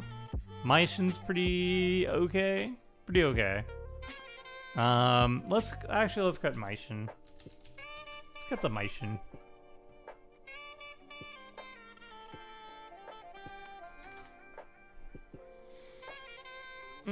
Culture's not good enough? I mean, you're not wrong. Yeah, I'll take this. We'll take out the God Pharaoh. I mean, like, when we have like Primeval's Glorious of Birth, and we have like freaking the Ultimatum, it's really hard. It's really hard to compete with that, you know?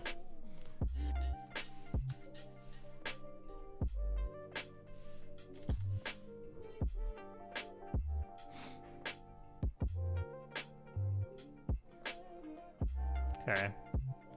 37 more cuts. Time to lay down the law on the cuts. I still like this. Still like this. Still like this. Like this.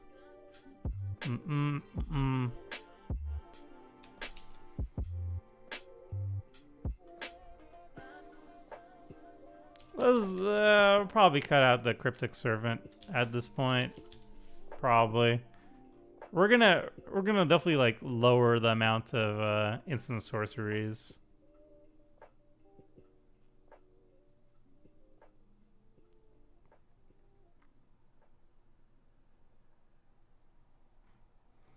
Getting low on dragons? We'll have enough dragons, I'm pretty sure.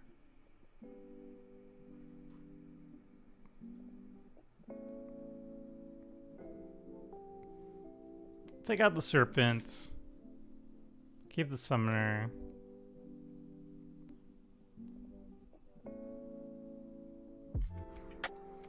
You know what? I'll take out the Gisela.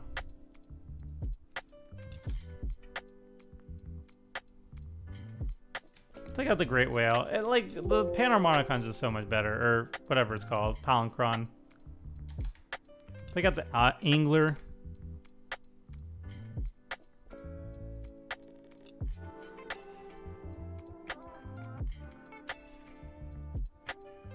I think this one's still decent, like, just untapping stuff, and it's also a 3/5. It's like a pretty decent blocker as well.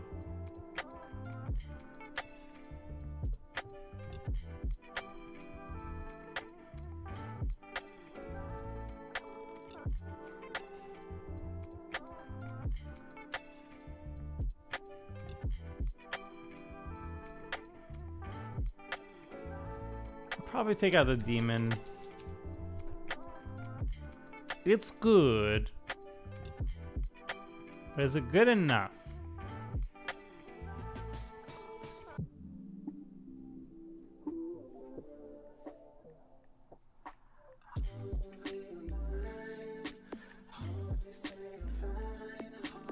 Morophon seems greedy. I mean, Morophon lets us cast Tiamat for 2. And we'll have a decent amount of dragons. It's not going to be, like, super insane, but it'll be fine.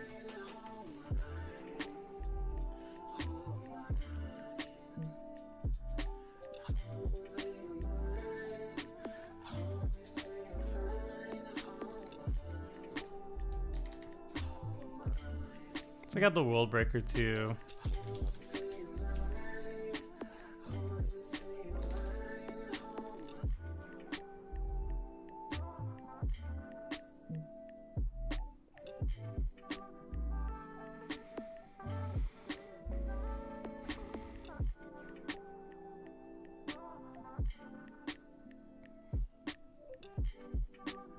Murktide region seems mediocre. It is pretty mediocre.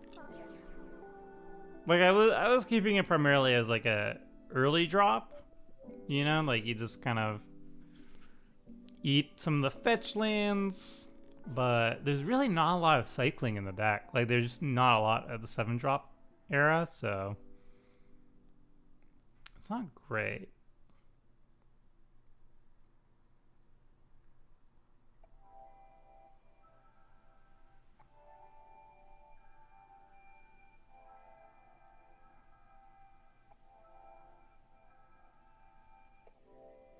Yeah, if you drop it early, it's just a 3/3.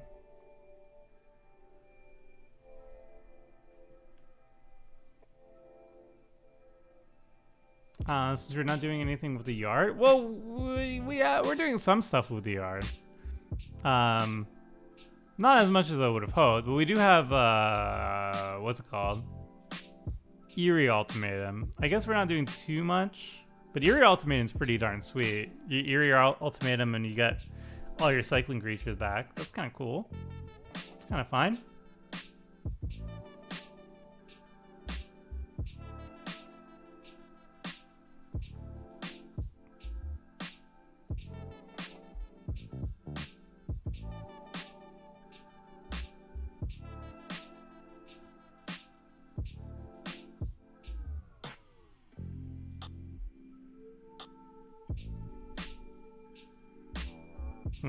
Maybe we just cut the Grave Endeavor.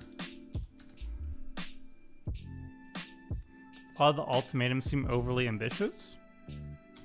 How so?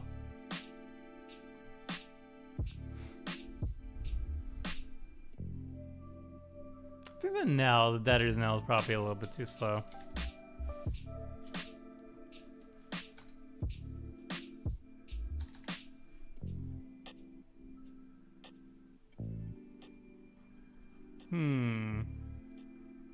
Still need to cut a lot of cards. I like the Resurgent, I like this. I like Lake Claim that you can cycle for 2.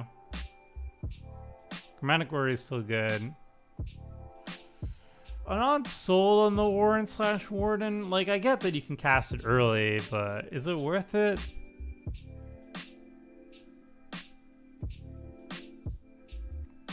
It just kind of sits there. Like, it's alright if you're being attacked or whatever. Yeah, I'll take out the Warrant.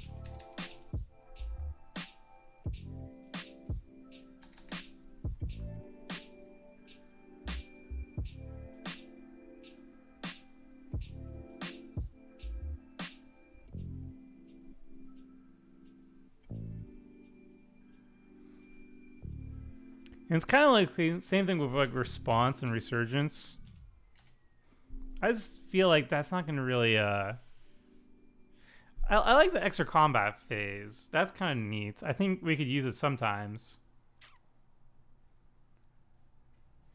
But we could also just like play Tiamat, get a bunch of dragons, and if they wipe the board, we recast Tiamat, we get more dragons. Curious, are you playing the Tron lands? No. A 5-color commander, I don't think you can really justify running them. I mean, you can, but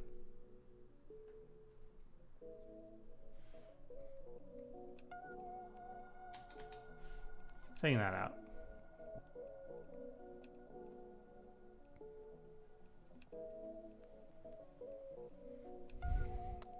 This. We're gonna take out this. I think never to return is just better. Costs 1 more mana, essentially, but you get that value immediately. How many dragons do we have? A lot. 1, 2, 3, 4, 5, 6, 7, 8, 9, 10,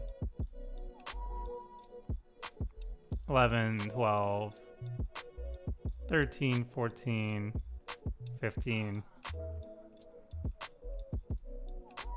16. We can still cut some dragons. Do we have enough dragons for Kindred's dominance at this point? I think so. This was just a good board wipe.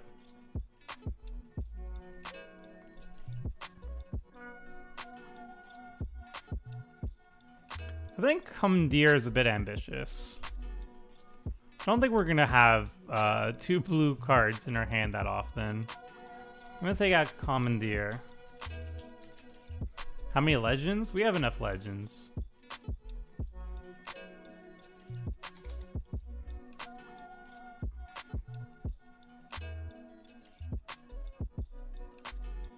Yeah, we're gonna cut out the Murktide.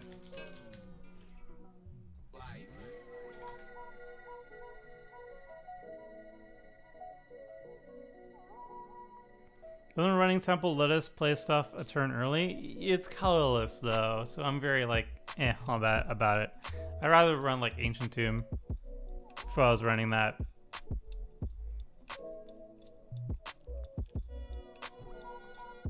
Why do you have to do Caldra like that?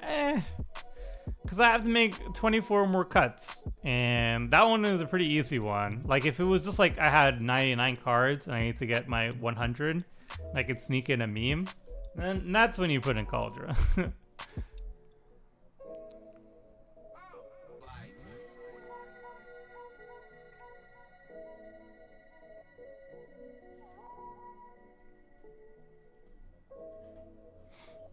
Bola seems iffy. Until next turn, you may cast it without paying its mana cost.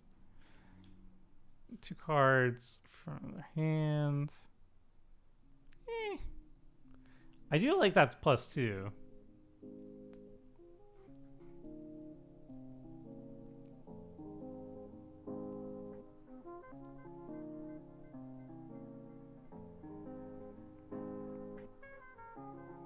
All right, I think I actually do have to cut like the non-mana cyclers. Like I like plane cycling. I do need the mana fixing. But maybe the other cyclers are just not good enough here. Maybe. I'm not sure if that should be the case. Don't we just immediately die after annoying someone? Well, they lose their creature too. So I feel like that's good.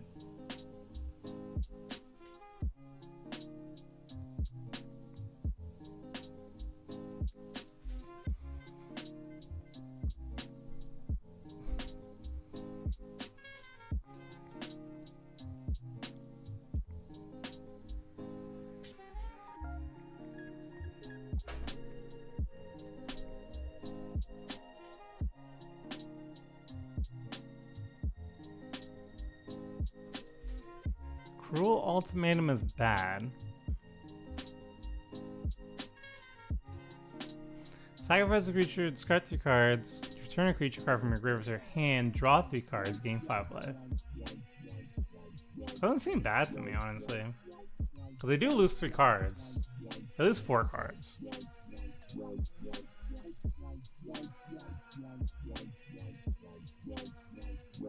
I guess we do need to cut cards though, so alright, let's do cut Cruel Ultimatum. Let's cut the cyclers that I wasn't too keen on. We also don't have any way of getting the Archfiend into our graveyard. So I'm going to cut the Archfiend of Sorrows. We're going to cut the...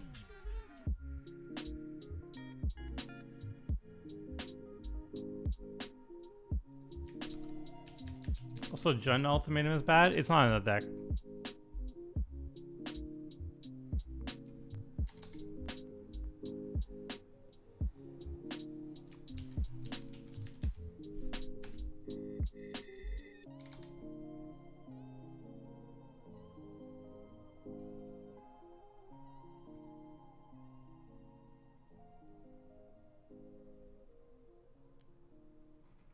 Check out the Guardian.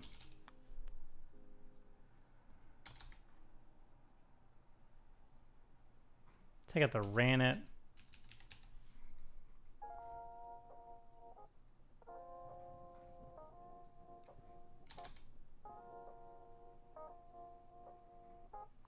I mean, basically always have, always cast Tiamat, having a chance to discard on turn 7. That's true. I still feel like the paying 5 and killing just lesser creatures is, it's not too exciting for me. I'll be honest. But maybe the Orskill Guardian is now good enough, because we can like discard a bunch of lands and then afterwards get something. Maybe if I throw in the Orskill Guardian again.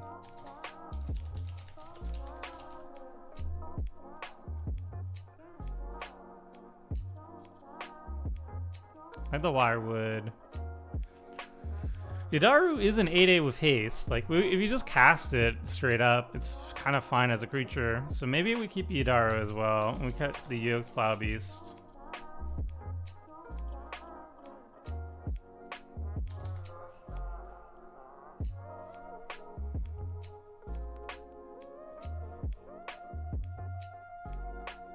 $17 more cuts. 17 more cuts. Is Brilliant's Ultimatum good enough? Remove the top 5 cards from a game. Play any number of cards from one of those piles without paying the mana costs. It whiffs on lands. Whereas Genesis Ultimatum, it whiffs on non-permanents.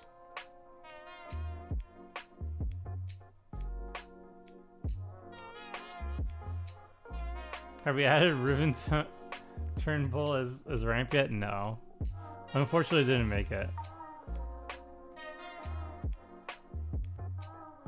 Yeah, we'll cut the ore scale.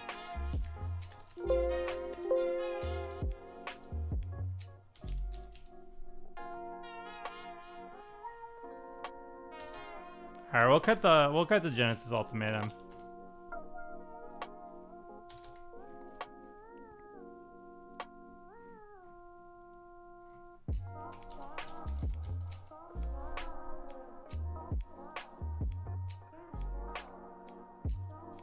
I do like Immersion Ultimatum though. That one's pretty darn nice.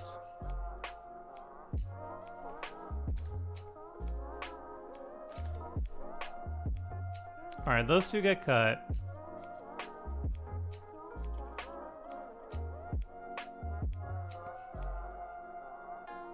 We'll cut the late claim as well.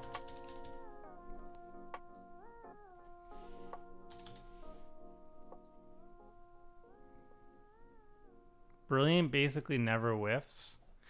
We do have 46 lands, so it's going to whiff on some of it. It will cast things, though. I think it will reliably cast things.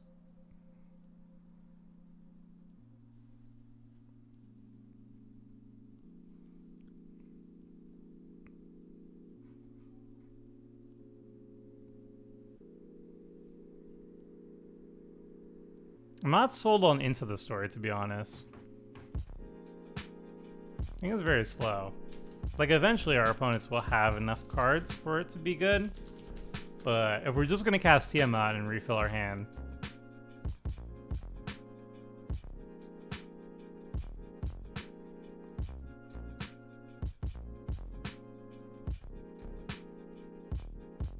Yeah, Brilliant whiffs if we just reveal lands.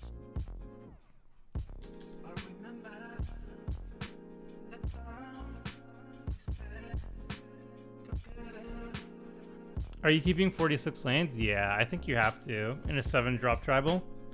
You really want to hit your first lands. You really want to get the 7 lands, essentially. Do we cut the Undaunted cards now because they're not on Moto? I guess that just makes it a little bit easier, because I will have to cut them for the Wednesday stream. I think I would keep them if I was running them on paper, but unfortunately... And I guess fortunately for me, because I do want to play this in on the stream, so we'll just cut those. I think we only had 2. What? Coastal Breach.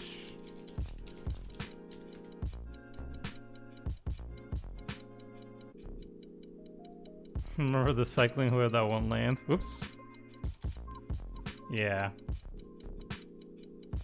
Gotta keep those lands. Lands are good. Alright, Sublime is also gone. Not sold on Reckless Endeavor? He kills Mo things. I think it's good. You're going to be averaging a 6.5 and a 6.5, right?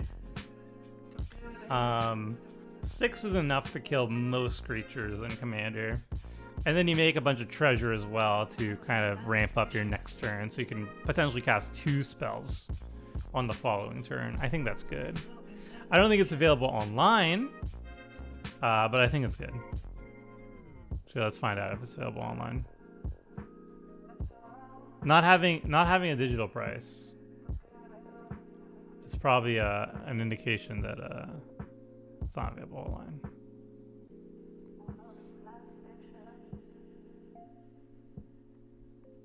I guess we cut it because it's not available online. Womp. Is Angel of the Ruins available? It is. Sweet. What else isn't available online? I guess I just cut those now. Is Highcliff Feldar available online? Seems to be.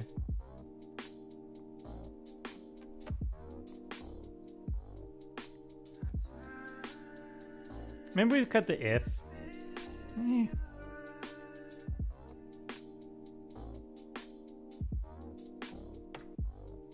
you get to choose which? Yes.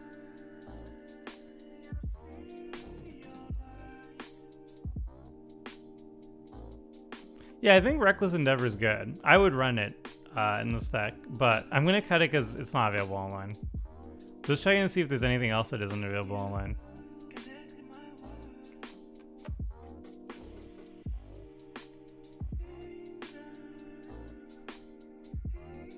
Can you switch it to shirt ticks instead of dollars? Sure. Oh. Yeah, there we go. Oh, and cloth isn't available? Oh, right, that makes sense.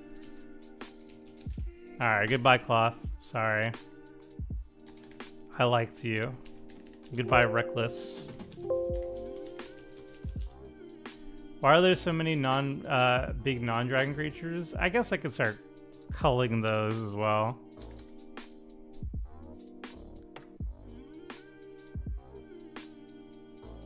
Alright, everything else should be available online.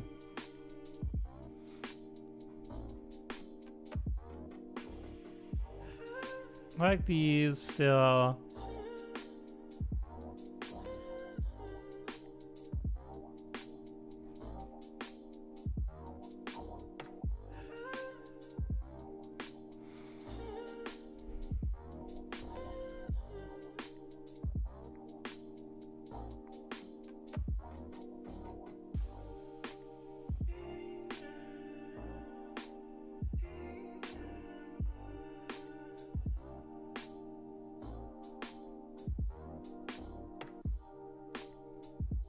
Rip new commander cards? Yeah, unfortunately, that is the case. Yeah,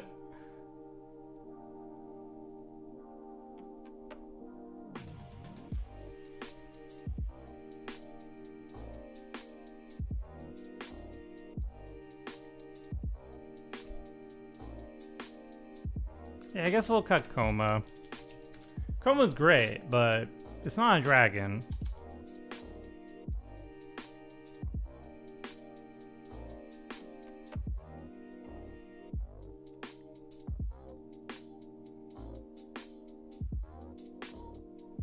I think that's like the only one though.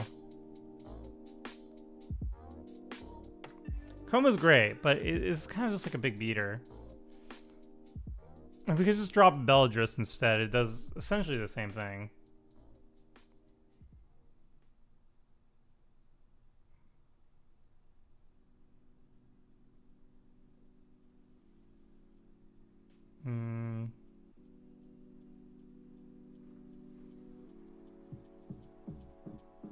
How good is Brass's Bounty? Turn 7, discard a card. Yeah, it's not good as it looks very unfavorable compared to Zendikar Resurgent, doesn't it? Because we're not going to really take advantage of the treasures. We're not doubling season or anything. Como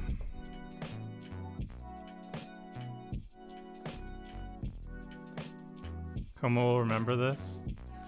I expect it will. Still not sold of the mouth to feed, to be honest. I'm gonna look at the mouth to feed.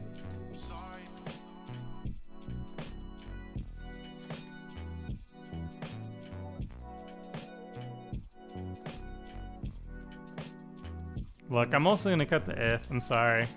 I'm sorry. I need to make cuts. I need to make cuts so I can have lunch.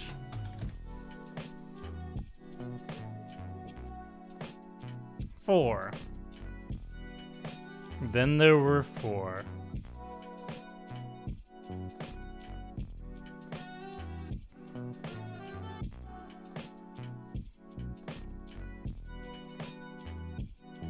Maybe I cut like one of the weakest 4 wipes. No early game plays.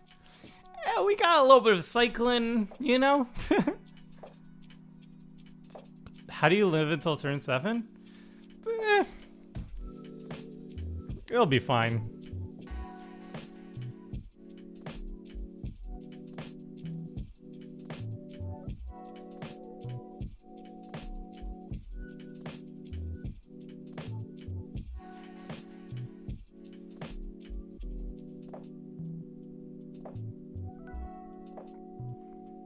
Look, the answer is, as long as we get to turn 7, we're good.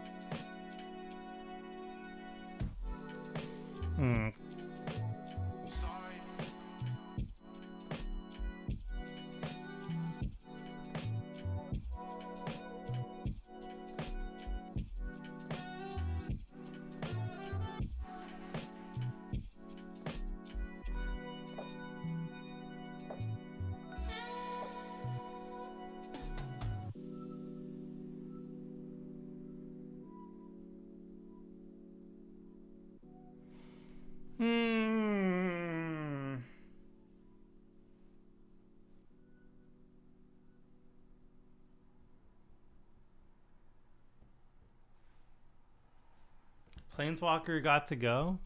I feel like it's good though. Target opponent. Yeah, I'll just have it. I'll just cut the Nicol Bolas.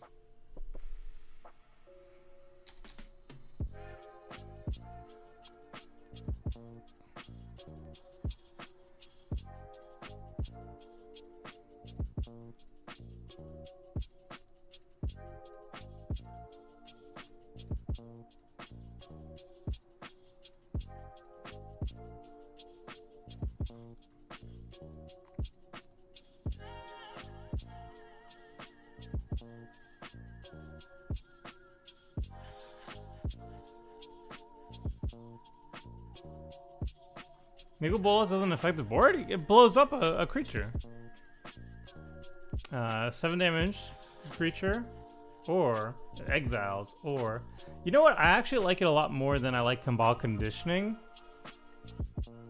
So maybe I cut Cabal Conditioning instead. Because yeah, this gets rid of everybody's hand, but Nicol Bolas kind of does that too. Exile 2 cards. just like with all everybody's, but you still need a creature on the battlefield. I'm keeping Nicol Bolas.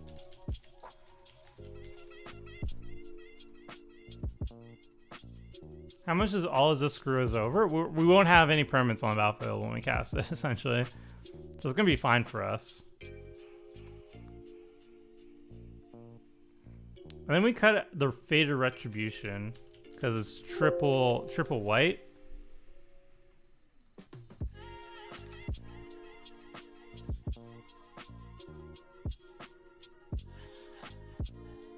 And then we just need 2 more cuts. Oof. Oof. How are you gonna ramp? Not a lot of ramp options. There's like there's a Blighted Woodlands, there's a Crow's Verge, there's a Beanstalk Giant. It's not too much ramp. Once we get to 7, then we start ramping a lot. We also have like these discard, make a treasure. Yeah, we have Zoetic. Not a ton, I'll be honest, not a ton. Maybe we get rid of the Boneyard. It's a high value, though. We get rid of the Cyclone Summoner.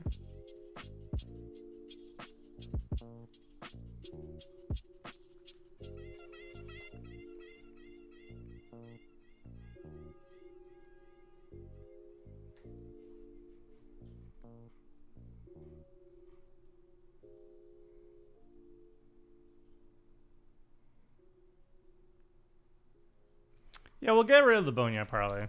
I think Sepulchre Primordials is better. Alright. One more card. The final card that we're going to cut. Nikki B too fragile? I like Nikki B though. I think like once you've like wiped the board a bajillion times, everybody's expended their resources, you just drop Nikki B and you win. I don't know, I like the card. I'm keeping it. I need not explain myself. I think we cut the Cyclone Summoner. I think we have better board wipes. Methinks. Good card. I think we have better board wipes. This is what I shall say. Or maybe I take out like a Necrotic Axe instead. And then we keep like Doom Blast. I think Doom Blast is better. All of this is better.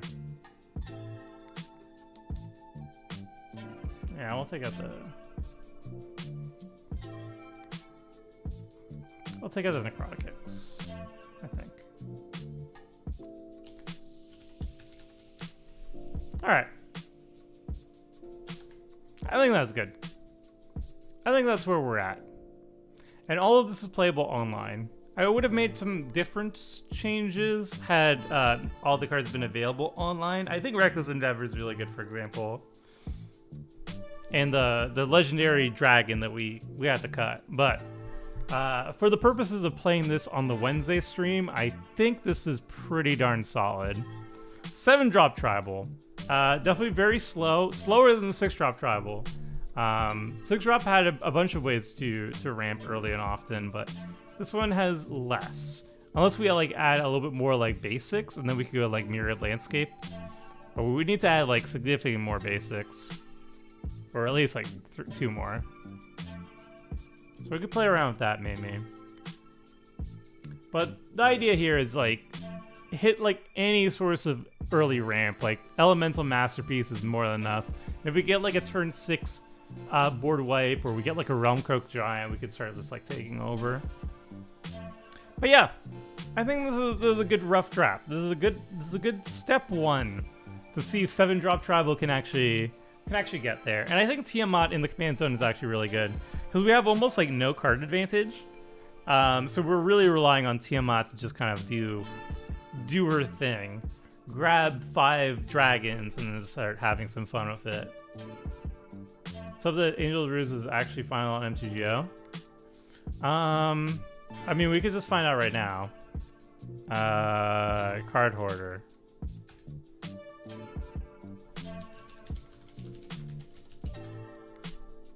Yep. Angels of Runes is available. 4+ available. So we're good.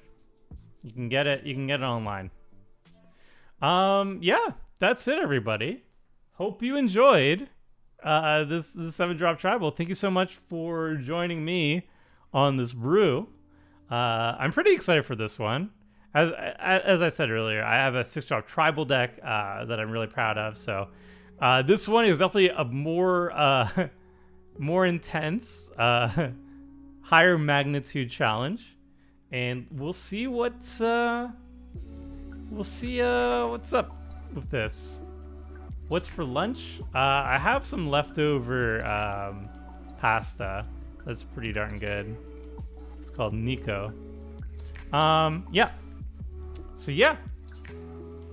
Thanks everybody. We're gonna be ending the stream here. We're gonna be running this exact brew on the Wednesday stream if you want to see that. So that's me heading out. Have a good rest of your Sunday, and we'll be back Wednesday. So until next time, friends. See ya.